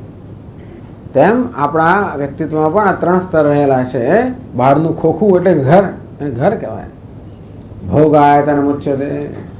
આ બધા જગતના વિષયોનો ઉપભોગ કરવા માટે અનુભવ લેવાનું સ્થાન છે. પરંતુ જેવી રીતે પંખાને ચલાવનાર મોટર હોય તેવી રીતે આ સ્થૂળ શરીરને ચલાવનાર એક અંદર સૂક્ષ્મ શરીર છે. એ સૂક્ષ્મ શરીર કરે. અને ત્રીજું વીજળીના સ્થાને ચૈતન્ય છે, પરમાત્મા ચૈતન્ય. એ ચૈતન્યની ચેતનતાને ઝીલનારું આ સૂક્ષ્મ શરીર. આ સ્થૂળ શરીર ઝીલી શકે એમ નથી. સીધી આ મોટરનો આ પંખો છે, એ પંખાનું બહારનું આખું જે ખોખું છે શું કહેવાય ને, તો પાંખો વગેરે, એટલે એ સીધું વીજળીને ઝીલી ના શકે. વચ્ચે મોટર છે, આ મોટર વીજળીને ઝીલવાની ક્ષમતા ધરાવે છે. તો આપણું સૂક્ષ્મ શરીર છે એ ચૈતન્યની ચેતનતાને ઝીલવાની ક્ષમતા ધરાવે છે. જેમ બધી સપાટીમાં પ્રતિબિંબ ના પડે, અરીસામાં આપણું મોં દેખાય કે અરીસામાં કે ડોલના પાણીમાં સૂર્યનું પ્રતિબિંબ પડે, તો એ પાણીની સ્વચ્છ જે સપાટીની વિશેષતા છે કે તેજસ્વી પદાર્થને પ્રતિબિંબિત કરે. તો સૂક્ષ્મ સ્વચ્છ હોવાના કારણે એની વિશેષતા છે કે ચૈતન્યની ચેતનતાને ઝીલે અને પોતે ચેતન બની જાય. જેમ અરીસામાં પ્રકાશ હોતો નથી, પણ સૂર્યનો પ્રકાશ પડે એટલે અરીસો પ્રકાશમય બની જાય અને બીજાને પ્રકાશિત કરી શકે. તેવી રીતે આપણું સૂક્ષ્મ શરીર પણ આ ચૈતન્યની ચેતનતા ઝીલે અને પોતે ચેતનવંત બની જાય. અને ભાઈ ચેતનતા આ સ્થૂળ શરીરને પ્રદાન કરે. દેહ ચેતનતામગાત એમ કરીને આ સ્થૂળ દેહમાં ચેતનતા પ્રાપ્ત કરે. એટલા માટે સૂક્ષ્મ, એને સૂક્ષ્મ કેમ કહ્યું? કારણ કે જ્ઞાનેન્દ્રિયોથી આપણે એને જોઈ ના શકીએ. તો સૂક્ષ્મ શરીરમ નામ અપંચીકૃત ભૂત કાર્યમ સપ્તદશકમ લિંગમ. આ સ્નાનમાં બધું બંધ કરી દેવાનું, ઉધરસ છીંકોનું આવે છે અંતેથી. એક તો સ્વેટરો પહેરવાના, માથામાં ઓઢવાનું, પછી શાલ ઓઢવાની, પછી ગંગામાં સ્નાન નહીં કરવાનું. ધ્યાન રાખવું પડે. આપણા શરીરમાં ટેવાયેલા નથી હોતા કે આ બધી વસ્તુ સહન કરી શકે. ઉત્સાહ બહુ હોય, રોજ ડૂબકીઓ લગાવવા બરાબર છે, પણ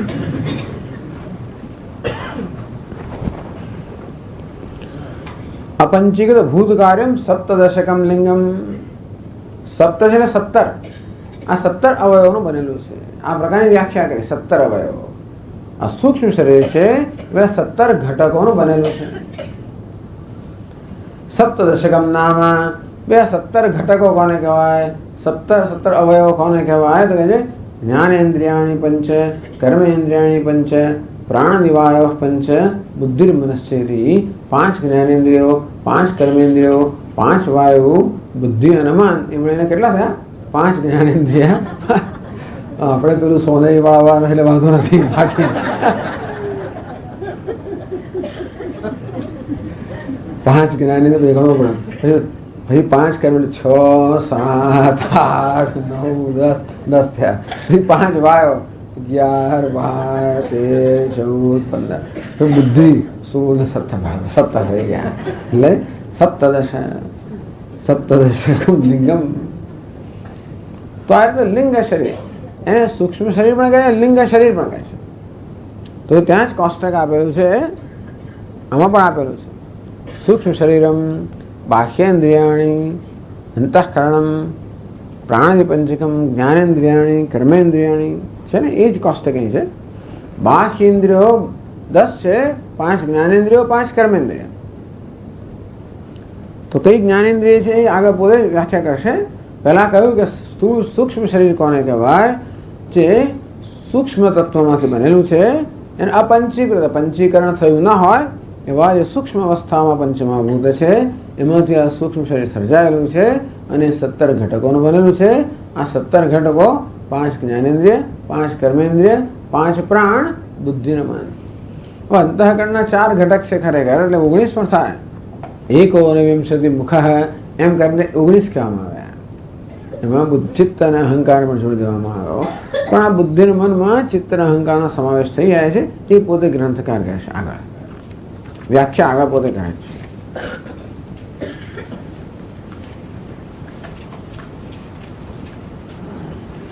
જ્ઞાનેન્દ્રિયાણિ કાની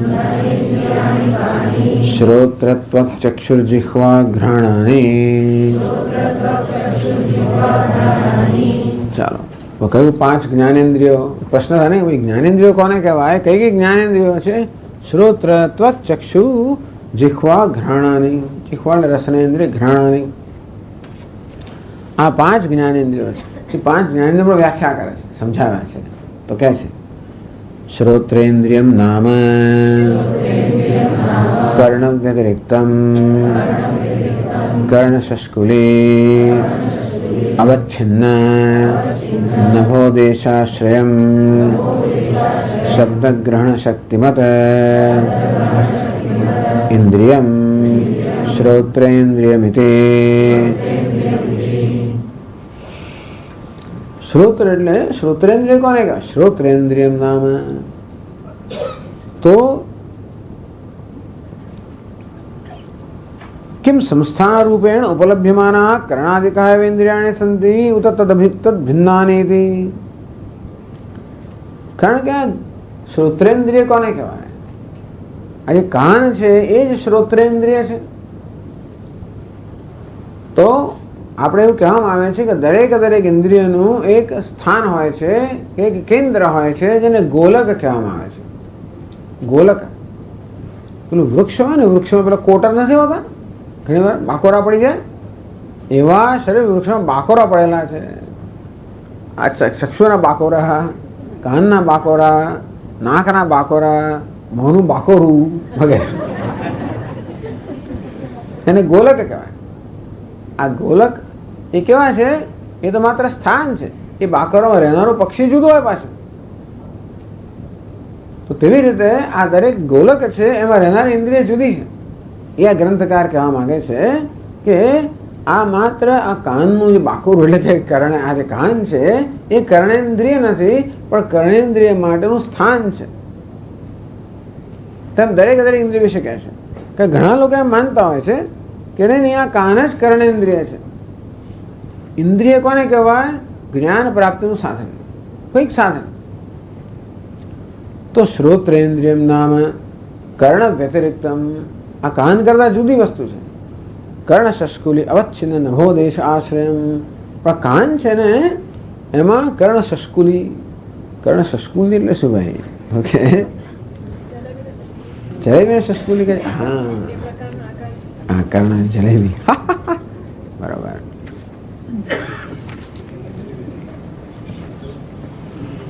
કાનના પોલાણ વાળો આકાશ, ચાલો. પણ આ જલેબી શસ્કુલી, તો આ જલેબી જેવો આકાર છે ને, કર્ણ શસ્કુલ અવચ્છિન્ન નભોદેશ આશ્રયમ. તો આ જલેબી જેવો આકાર, એની અંદર નભસ અર્થાત જે આકાશ રહેલું છે, જે પોલાણ રહેલું છે ને, આકાશ. એટલા જ માટે કે આ શબ્દ છે આકાશનો ગુણ છે. આમ અહીં સમજાવવામાં આવ્યું નથી જોકે, પરંતુ તમે તત્વબોધ જરા વાંચો ત્યારે તમે ખ્યાલ આવશે કે આ સત્વગુણની, રજોગુણની, તમોગુણની ઉત્પત્તિ પણ સમજાવે છે.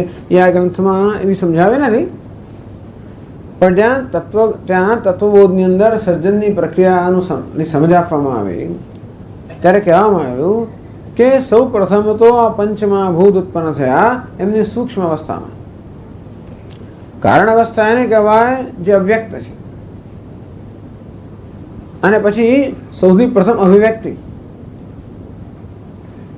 સૂક્ષ્મ શરીરની થઈ, એટલે કે સૂક્ષ્મ પંચમહાભૂતની થઈ. હવે આગળ કહેવામાં આવ્યું કે અજ્ઞાન કે માયા ત્રિગુણાત્મિકમ અજ્ઞાનમ કે ત્રિગુણાત્મિકા માયા, આ ત્રણ ગુણની માયા બનેલી છે. એ માયા જગતનું કારણ છે, જ્ઞાન જગતનું કારણ છે. એ જ્ઞાન સત્વ રજસ તમસ ત્રણ ગુણોનું બનેલું છે.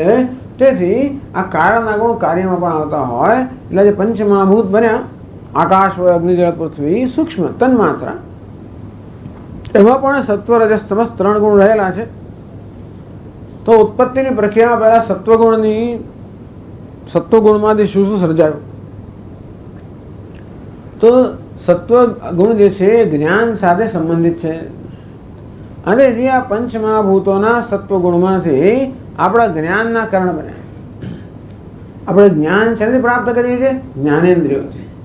આ જગતના વિષયનું જ્ઞાન જ્ઞાનેન્દ્રિયો પ્રાપ્ત કરીએ, પણ એકલી જ્ઞાનેન્દ્રિયો પર્યાપ્ત નથી, એની પાછળ મન પણ જોઈએ અને બુદ્ધિ પણ જોઈએ.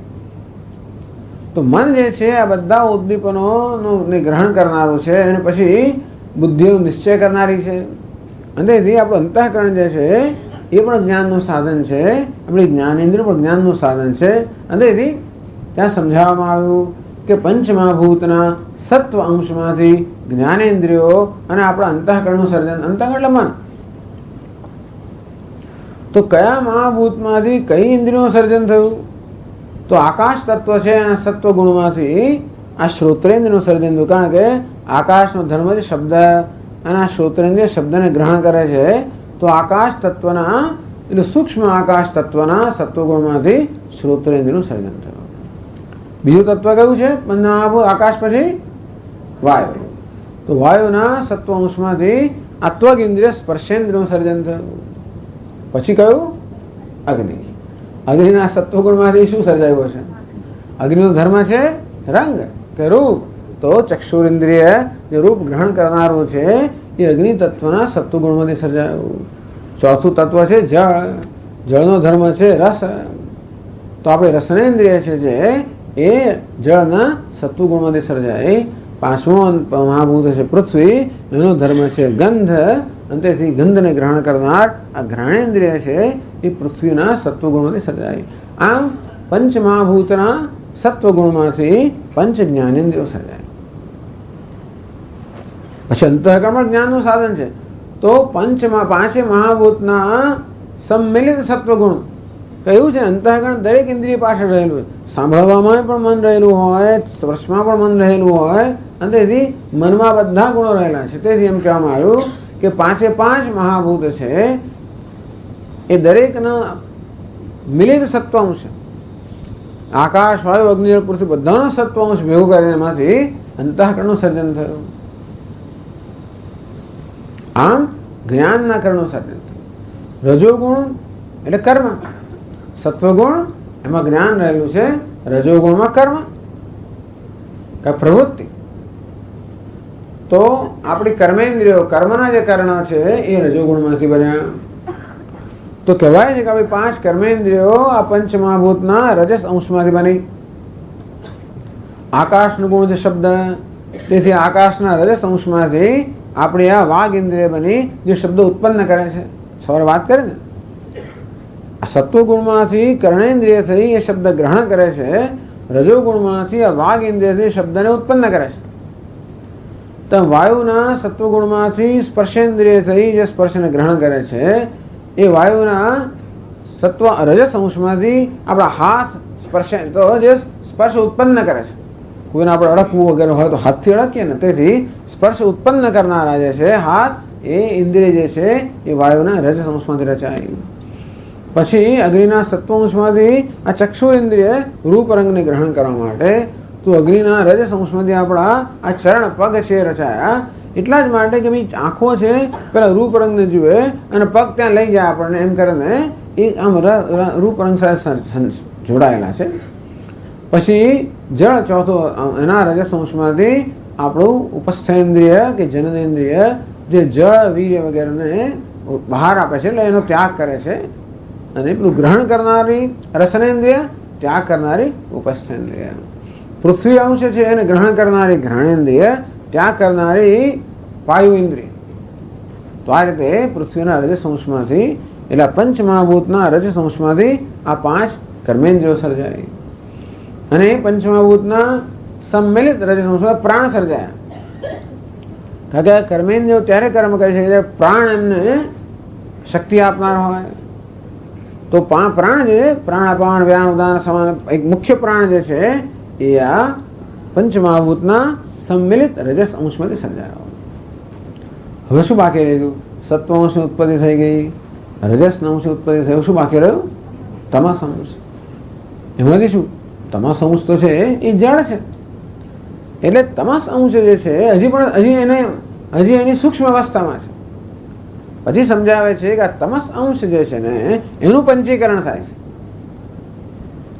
તો પંચમહાભૂત તમસ અંશ રહ્યો એનું પંચીકરણ થાય, જેથી તમસ અંશ જે સૂક્ષ્મ છે એનું સ્થૂળીકરણ થયું. જે આજે પંચમહાભૂત જે આપણે એમાં તમોગુણની પ્રધાનતા છે. તો તમોગુણની પ્રધાનતા જગતના પદાર્થોમાં તમોગુણની પ્રધાનતા છે, આ દેહમાં પણ તમોગુણની પ્રધાનતા છે. તો તેથી આ પંચમહાભૂતના સંમિલિત તમસ અંશમાંથી આ જગતના સ્થૂળ પદાર્થો સર્જાયા. આપણું સ્થૂળ શરીર સર્જાયું અને જગતના સ્થૂળ પદાર્થો સર્જાયા. આ રીતે આપણી સમગ્ર ઉપાધિ છે એ આ ત્રણ ગુણોમાંથી સર્જાયેલી છે. તો ત્રણ ગુણ, તમસમાંથી આપણું આ સ્થૂળ શરીર સર્જાયો, રજસમાંથી કર્મેન્દ્રિયોને પ્રાણ સર્જાયા, સત્વમાંથી જ્ઞાનેન્દ્રિયોને અંતઃકરણ સર્જાયું. આ રીતે આખી વ્યવસ્થા સમજાવે છે. એ ભાગ આમાં આવતો નથી એટલે પણ તમને કહી દીધો. હવે આ જ્ઞાનેન્દ્રિય સમજ આપે છે કે જ્ઞાનેન્દ્રિયમ નામ કર્ણ વ્યતિરિક્તમ. આ કાન આપણે જેને કહીએ છીએ એ તો સાંભળવાની ઇન્દ્રિય છે, શ્રોત્રેન્દ્રિય, એને માટેનું સ્થાન છે. આ કાન સ્વયં શ્રોત્રેન્દ્રિય નથી. આ કાન કાપી નાખે તો સંભળાય કે ના સંભળાય? સંભળાવું જોઈએ, મને લાગે ખબર નથી.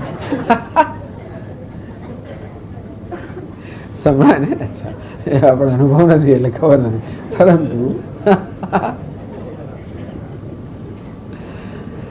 પરંતુ પણ આ કાનની અંદર જે નભસ આકાશ રહેલું છે એ આકાશની અંદર શ્રોત્રેન્દ્રિય એટલે કયું કર્ણ શસ્કુલ્ય વચ્છિન્ન નભોદેજ આશ્રય. આ કાનની જે જલેબી છે એની અંદર જે નભસ એટલે પોલાણ કે આકાશ રહેલું છે, અંદરની રચના બધી જલેબી એવી છે. અંદરની રચના, બહારની નહીં, અંદરની. પેલું પોલાણ છે ને અંદર છે, એ પોલાણની અંદર જે આકાશ છે એટલે એ તો એ કાપી નાખે ના ચાલે. ભાવ બરોબર. આ તો કઈ પકડવા પડે. હા, કોઈને બરાબર સીધો કરી શકાય એટલા માટે થોડુંક રાખેલું છે.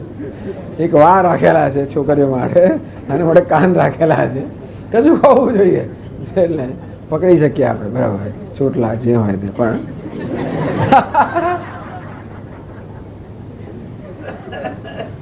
એટલે સ્વામી દયાનંદજી મહારાજ વર્ણન કરે, નાના તોફાની છોકરા હોય ને શાળાની અંદર તમને સજા કરવાની રીત કઈ, જાજની અંગૂઠા પકડાવે, બેન્ચ પર ઉભા રાખે, રાઉન્ડ આપે, બધું કરે. પણ એક બીજી રીત પણ એ કહેતા હતા કે બે છોકરાઓ ધારો બે જણા તોફાન કર્યું તો બેને સજા કેમ કરવી? એટલે બંને એકબીજાની સમક્ષ ઉભા રાખે અને પછી પેલાને કહે તું આના કાન પર, જમણા હાથે ડાબો કાન, ડાબા પેલાના હાથે આના બે કાન પકડાવે છે આવી રીતે, અને પેલો આના કાન પકડે અને પછી બેસ ઉઠ બેસ. અમે ઘણી વાર સ્કૂલમાં થાય છે શું કે કોઈ છોકરાને પકડી કે ઉભો થા, તે કેમ કર્યું? તું આણે કર્યું છે, પેલો આણે કર્યું, આવું કરે તો બંને આવી જાઓ. નિર્ણય કોણ કરે? બંનેને પકડો. આવી રીતે સામ સામા કાન પકડે ઉઠબેસ કરે. એટલે કાન ઉપયોગી છે આ બધી વસ્તુ માટે. ઉઠબેસ કરતી તો બોલવાનું પાછું કે મને તારે કારણે થયું, પેલો કે તને મને તારે કારણે. આમ દરેક બોલતા બોલતા 25 ઉઠબેસ કરો. એવું છે ને કે બરોબર કોર્ડિનેશન રાખવું પડે. એટલે કે બરોબર એ બે વચ્ચેનો તાલમેલ રાખવો પડે, જલ્દી બેસી જાય એવું ના થાય. સરખી ઝડપે બેસે ઉઠે એ તો શિસ્ત પણ છે કે લોકો. આ તો મને એમને યાદ આવ્યો, કાનમાંથી યાદ આવ્યો. પણ આવી રીતે કયા પરસ્પર આશ્રયનું દ્રષ્ટાંત છે. પણ એક વેદાંતની અંદર એક દોષ છે ન્યાયશાસ્ત્ર, પરસ્પર આશ્રય. એ લોકો આને કારણે આ કે આને કારણે. હવે કોઈ સરનામું આપે ને કે તમારું ઘર ક્યાં, તો પાનના ગલ્લાની સામે.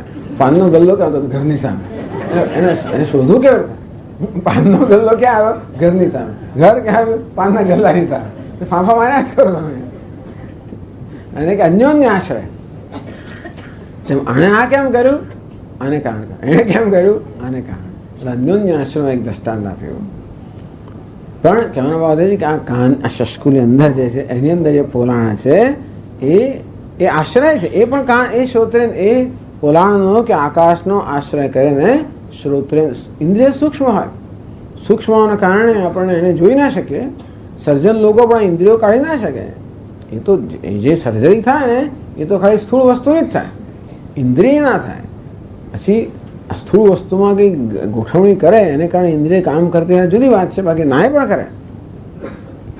પણ નભો દેશાશ્રયમ શબ્દ ગ્રહણ શક્તિમાં, તો શબ્દ ગ્રહણ કરવાની શક્તિ ધરાવનારી આજે શ્રોત્રેન્દ્રિય છે એ કાનના પોલાણમાં જે અવકાશ રહેલું છે એના પર આશ્રિત છે, કાન નથી. એમ બધી ઇન્દ્રિયો આ રીતે સમજાવે છે. ત્વગિન્દ્રિયમ નામ त्वग्व्यतिरिक्तं त्वगाश्रयम् आपादतलमस्तकव्यापी शीतोष्णादिस्पर्शग्रहणशक्तिमत् इंद्रियं त्वगिंद्रियमिति स्पर्शेन्द्रिय त्वगिंद्रिय त्वग એટલે આપણી ચામડી તો સ્પર્શેન્દ્રિય કોને કહેવાય એ કહે છે ત્વગ એ સ્પર્શેન્દ્રિયનો આશ્રય છે આપણી આ ત્વચા ત્વચા જે છે એ સ્પર્શેન્દ્રિયનો આશ્રય છે ત્વગ આશ્રયમ આ ત્વચાનો આશ્રય કરીને રહેલ આશ્રય એટલે ત્વચા એનું લોકસ છે અર્થાત એનું લોકેશન છે અધિકરણ છે તો ત્વચા જેનું અધિકરણ છે આશ્રય છે કેન્દ્ર છે એવી આ ત્વગેન્દ્રિય છે સ્પર્શેન્દ્રિય છે આ પાદતલ મસ્તક વ્યાપી બીજી ઇન્દ્રિયો કરતા સ્પર્શેન્દ્રિયની એક વિશેષતા એ છે કે બીજી બધી ઇન્દ્રિયો છે એનું એક એક સ્થાન છે જ્યારે આ ત્વગ ઇન્દ્રિય છે કે સ્પર્શેન્દ્રિય છે એ આ પાદતલ પાદથી મસ્તક શરૂ કરીને તલ સુધી પગના તળિયાથી માંડીને મસ્તક નખ શીખ જેને કહેવાય તો આખા શરીરમાં વ્યાપેલી છે શીત ઉષ્ણ આદિ સ્પર્શ ગ્રહણ શક્તિમત શીત ઉષ્ણ વગેરે સ્પર્શ ગ્રહણ કરવો એ પ્રકારનો સ્પર્શનો અનુભવ કરવો એ જેની શક્તિ છે ઘણા શીત ઉષ્ણ મૃદુ મધ્યમ કઠોર તીક્ષ્ણ વૃક્ષ આ બધા જાતે સ્પર્શ હોય છે ઠંડો ગરમ કોમળ મધ્યમ કઠોર સ્પર્શ પણ જાય એવા હોય છે ને બધા રફ સ્મૂધ નરમ કઠોર પછી વૃક્ષ વગેરે આવા બધા તીક્ષ્ણ જાત જાતના તીણો હોય વૃક્ષ હોય સૂકો હોય ભીનો આવા જાતના સ્પર્શ હોય છે આ બધા પ્રકારના સ્પર્શને ગ્રહણ કરવાની શક્તિ ધરાવનાર જે છે એને ત્વગ ઇન્દ્રિય કે સ્પર્શેન્દ્રિય કહી આ બધું અનાત્માનું વર્ણન છે ટૂંકમાં હું આ નથી એટલે હું કોણ નથી એનું આ વર્ણન છે બરાબર સમજી લઈએ એટલા માટે વિગતવાર વર્ણન કરવામાં આવે છે પછી આગળ કહે છે ચક્ષુરિન્દ્રિયમ નામ ગોલોક વ્યતિરિક્તમ ગોલોકાશ્રયમ કૃષ્ણ તારકાગ્રવર્તી રૂપાદિગ્રહણ શક્તિમત ઇન્દ્રિયમ ચક્ષુરિન્દ્રિયમિતિ ચક્ષુરિન્દ્રિય કોને કહેવાય તો આંખો ચક્ષુરિન્દ્રિયથી આંખો શું છે એનું સ્થાન છે એનું ગોલક છે ચક્ષુરિન્દ્રિય ગોલોક વ્યતિરિક્તમ આ ગોળક જે છે એના કરતા જુદું આંખો કરતા જુદું ગોલોક આશ્રયમ આંખોને આશ્રિત કરીને રહેલું કૃષ્ણ તારક અગ્રવર્તી આ કાળી કીકી છે ને આપણી એ કાળી કીકીના અગ્રભાગમાં જે આપણી આ શ્રોત આ ચક્ષુરિન્દ્રિય રહેલી છે રૂપાદિ ગ્રહણ શક્તિમત રૂપ વગેરે રૂપ રંગનું ગ્રહણ કરવાની શક્તિ ધરાવનારું આ ચક્ષુરિન્દ્રિય છે એ આંખની કીકીના અગ્રભાગમાં રહેલું છે અને આંખનું ગોલક છે પછી આગળ जिह्वेन्द्रियं नाम जिह्वा व्यतिरिक्तं जिह्वाश्रयं जिह्वाग्रवर्ती रसादिग्रहणशक्तिमत् इंद्रियं जिह्वेन्द्रियमिति जिह्वा इंद्रिय कोने कहेवाय आ जीव नहीं पण जिह्वा जीव करता जुदुं जिह्वा जीव पर आश्रित जीव જેનું આશ્રય છે ગોલક અધિકરણ છે जिह्वाग्रवर्ती જે આપણે જીવના અગ્રસ્થાન પર ના તો રસાદિ ગ્રહણ શક્તિમાં તો જીભ પર જે પેલા હોય છે ને પેલા હા ટેસ્ટ બડ્સ જેને અંગ્રેજી ગુજરાતીમાં જે કહેવાતો હોય એ જે છે જે આ બધા જુદા રસ સ્વાદ ગ્રહણ કરવાની શક્તિ ધરાવનાર છે એ ખરેખર રસનેન્દ્રિય છે આમાં કોઈ મતભેદ હોય તો કોઈ ચિંતા કરવી નહીં ધારો કે પેલા ડૉક્ટર અંગે કે આ ખોટું તો કશીમાં ચિંતા ના કરવી કારણ કે આમાં આનો મુખ્ય હેતુ છે કે હું આ નથી એટલે આપણે કંઈ ડૉક્ટર બનવાનું નથી કે વૈદ્ય બનવાનું નથી અંતેથી કદાચ તમે કોઈ આનો આધાર લઈને તમે કોઈને કશું કરશો નહીં એટલું એટલું જ કહેવાનું આનો આધાર લઈને તમે તમારા ઉપર કે બીજા પર કંઈ કરશો નહીં બસ એ કાંઈ ડૉક્ટર પર છોડી દઉં આ તો આપણને એટલા માટે કહેવામાં આવે છે કે આના આત્માનું વર્ણન છે બસ એટલું જ આપણે માટે વેદાંતનામાં આટલો જ રસ છે આ જનરલ ઇન્ફોર્મેશન એટલે કે આ સામાન્ય જ્ઞાન માટે સારું છે એટલે તમે આ બધું કહીને કોઈને ઇમ્પ્રેસ કરી શકો એ વાત બરાબર છે ખરું પ્રભાવિત થઈ જાય લોકો ખરું જાણે છે એ બરાબર છે એટલે લોકો બધા ડૉક્ટરો આવીને પ્રભાવિત થઈ જાય, સામે સામે સારું આ બધું ખરું છે, આ તો વેદાંત સાંભળું ત્યારે આયુર્વેદ સાંભળતું એવું લાગે મને, એવું લાગે. એટલે તો વાંધો નહીં, એમને ખુશ થતા તો વાંધો નથી, પછી નાખુશ થાય તો જરાય ચિંતા ના કરવી, એને કે ભાઈ તમે આ લોકોને પૂછી લો. છેલ્લે કહે છે ઘ્રાણેન્દ્રિયમ નામ નાસિકા વ્યતિરિક્તમ નાસિકાશ્રયમ નાસિકાગ્રવર્તી ગંધાદિગ્રહણ શક્તિમત ઇન્દ્રિયમ ઘ્રાણેન્દ્રિયમ ઉચ્યતે. એમ ઘ્રાણેન્દ્રિય એટલે ગંધ ગ્રહણ કરવાની. ઘ્રાણેન્દ્રિય એ નાક કરતા જુદું, પરંતુ નાકના અગ્રભાગમાં જેનું સ્થાન છે એવું આ ઇન્દ્રિય છે, ઘ્રાણેન્દ્રિય કહેવાય છે. આમ 5 જ્ઞાનેન્દ્રિયોની સમજ આપી. સપ્તદશ અવયવ છે ને, 17, 5 જ્ઞાનેન્દ્રિયો પછી 5 કર્મેન્દ્રિયો, એટલે એની આગળ વાત કરશે.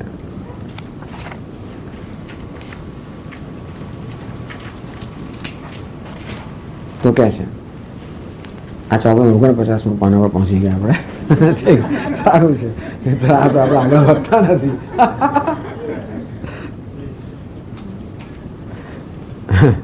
કર્મેન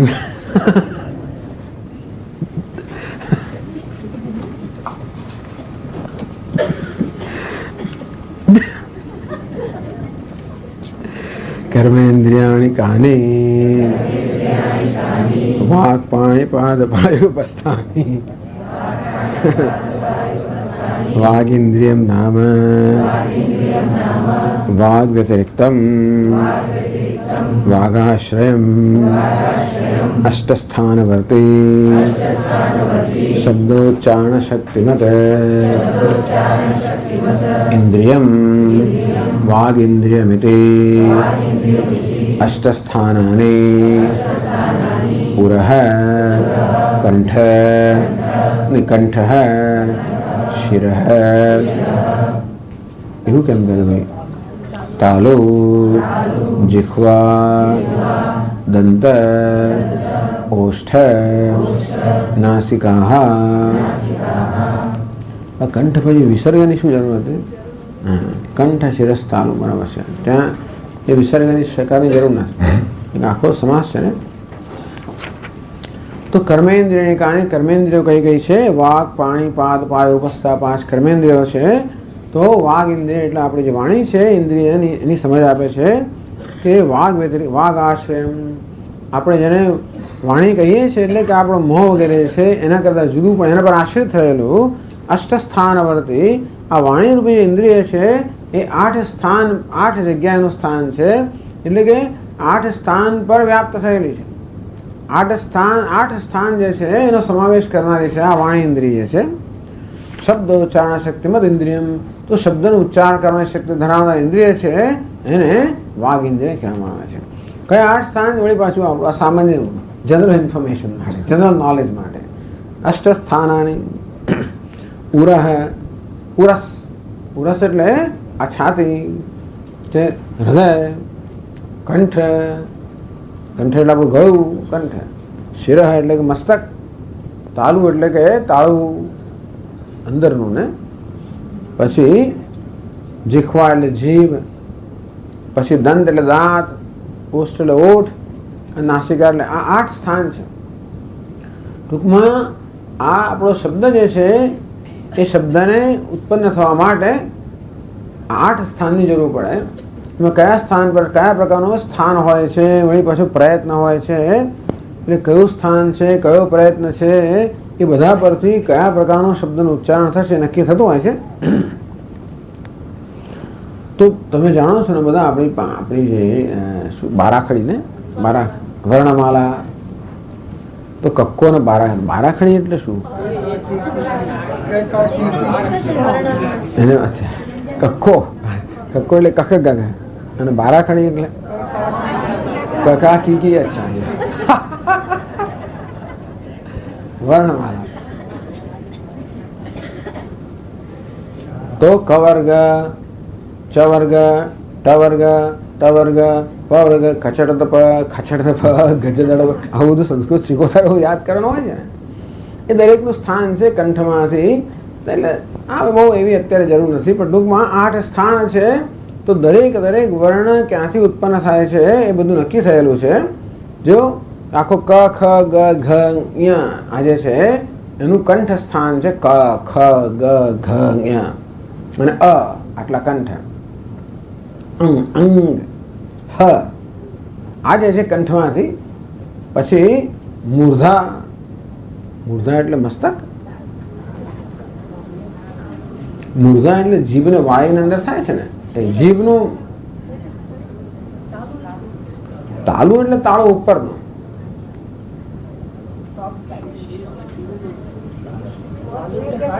તાલું પછી બીજું આવે તાલું, કંઠ પછી આવે તાલું.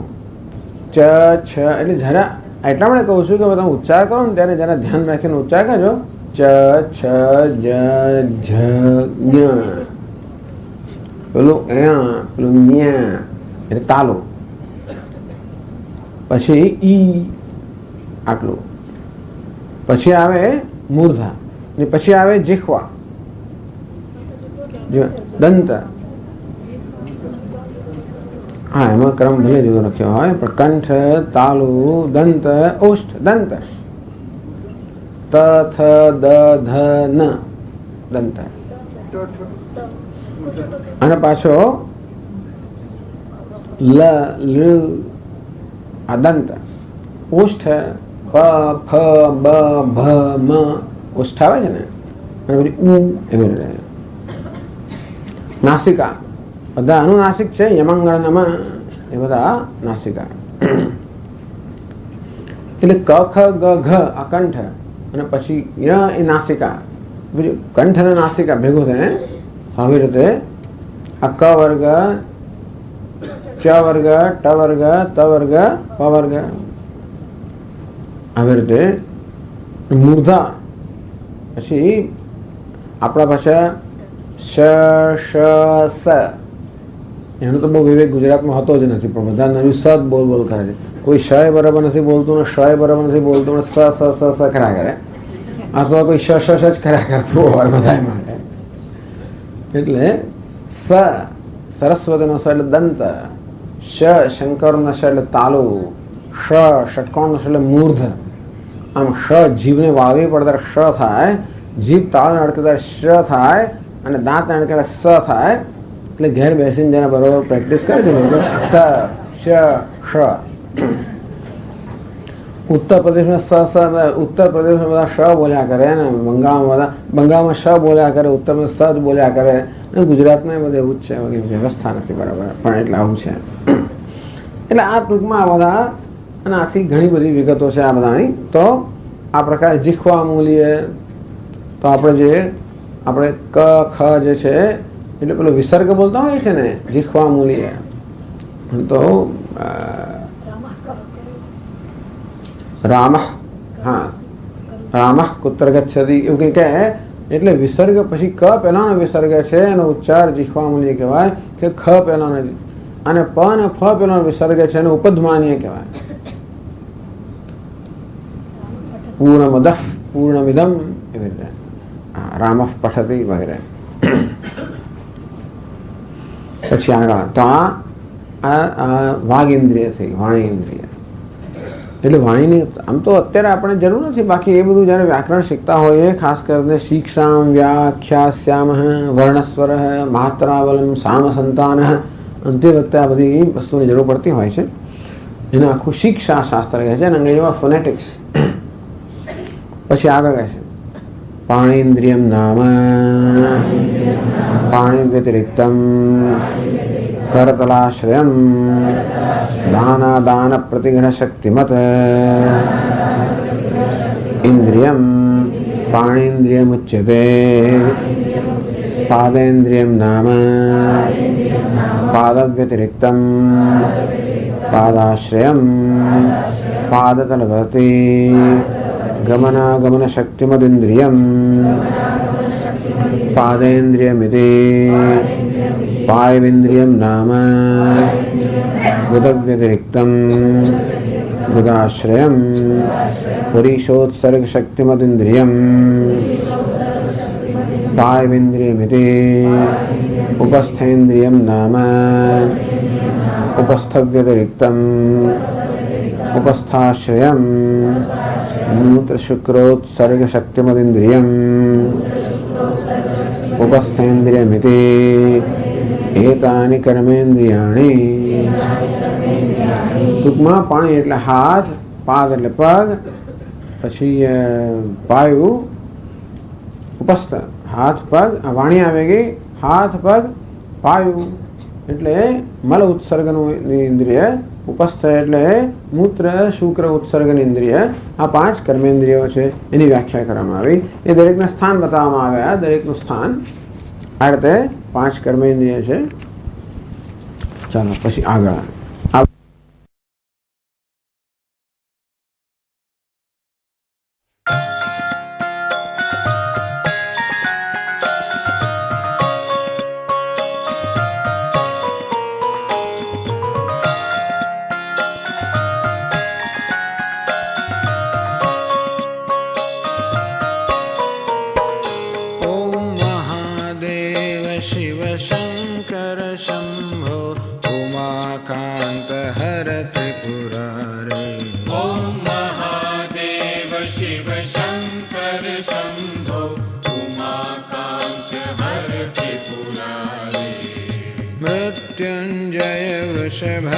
वृषभध्वजशूलिन गंगाधर मृडमदनारे। मृत्युंजय वृषभध्वजशूलिन गंगाधर मृडमदनारे। हर शिव शंकर गौरीशं वंदे गंगाधरमीशं। हर शिव शंकर गौरीशं वंदे गंगाधरमीशं। रुद्रं पशुपतिमीशानं कलये काशीपुरीनाथं। रुद्रं पशुपतिमीशानं कलये काशीपुरीनाथं। जय शंभो शिव गौरी शंकर जय शंभो। जय शंभो शिव गौरी शंकर जय शंभो। जय शंभो शिव गौरी शंकर जय शंभो। जय शंभो शिव गौरी शंकर जय शंभो। ओम महादेव शिव शंकर शंभो उमाकांत हर त्रिपुरारी। ओम महादेव शिव शंकर शंभो उमाकांत हर त्रिपुरारी। मृत्युंजय वृषभध्वज शूलिन गंगाधर मृडमदनारे। मृत्युंजय वृषभध्वज शूलिन गंगाधर मृडमदनारे। हर शिव शंकर गौरीशं वंदे गंगाधरमीशं। हर शिव शंकर गौरीशं वंदे गंगाधरमीशं। रुद्रं पशुपतिमीशानं कलये काशीपुरीनाथं। रुद्रं पशुपतिमीशानं कलये काशीपुरीनाथं। जय शंभो शिव गौरी शंकर जय शंभो। जय शंभो शिव गौरी शंकर जय शंभो। जय शंभो शिव गौरी शंकर जय शंभो। जय शंभो शिव गौरी शंकर जय शंभो। ओम महादेव शिव शंकर शंभो उमाकांत हर त्रिपुरारे। ओम महादेव शिव शंकर शंभो उमाकांत हर त्रिपुरारे। मृत्युंजय वृषभध्वज शूलिन गंगाधर मृडमदनारे। मृत्युंजय वृषभध्वज शूलिन गंगाधर मृडमदनारे। हर शिव शङ्कर गौरीशं वन्दे गङ्गाधरमीशं हर शिव शङ्कर गौरीशं वन्दे गङ्गाधरमीशं रुद्रं पशुपतिमीशानं कलये काशीपुरीनाथं रुद्रं पशुपतिमीशानं कलये काशीपुरीनाथं जय शम्भो शिव गौरी शङ्कर जय शम्भो जय शम्भो शिव गौरी शङ्कर जय शम्भो जय शम्भो शिव गौरी शङ्कर जय शम्भो जय शम्भो शिव गौरी शङ्कर जय शम्भो शिव गौरी शङ्कर जय शम्भो शिव गौरी शङ्कर जय शम्भो शिव गौरी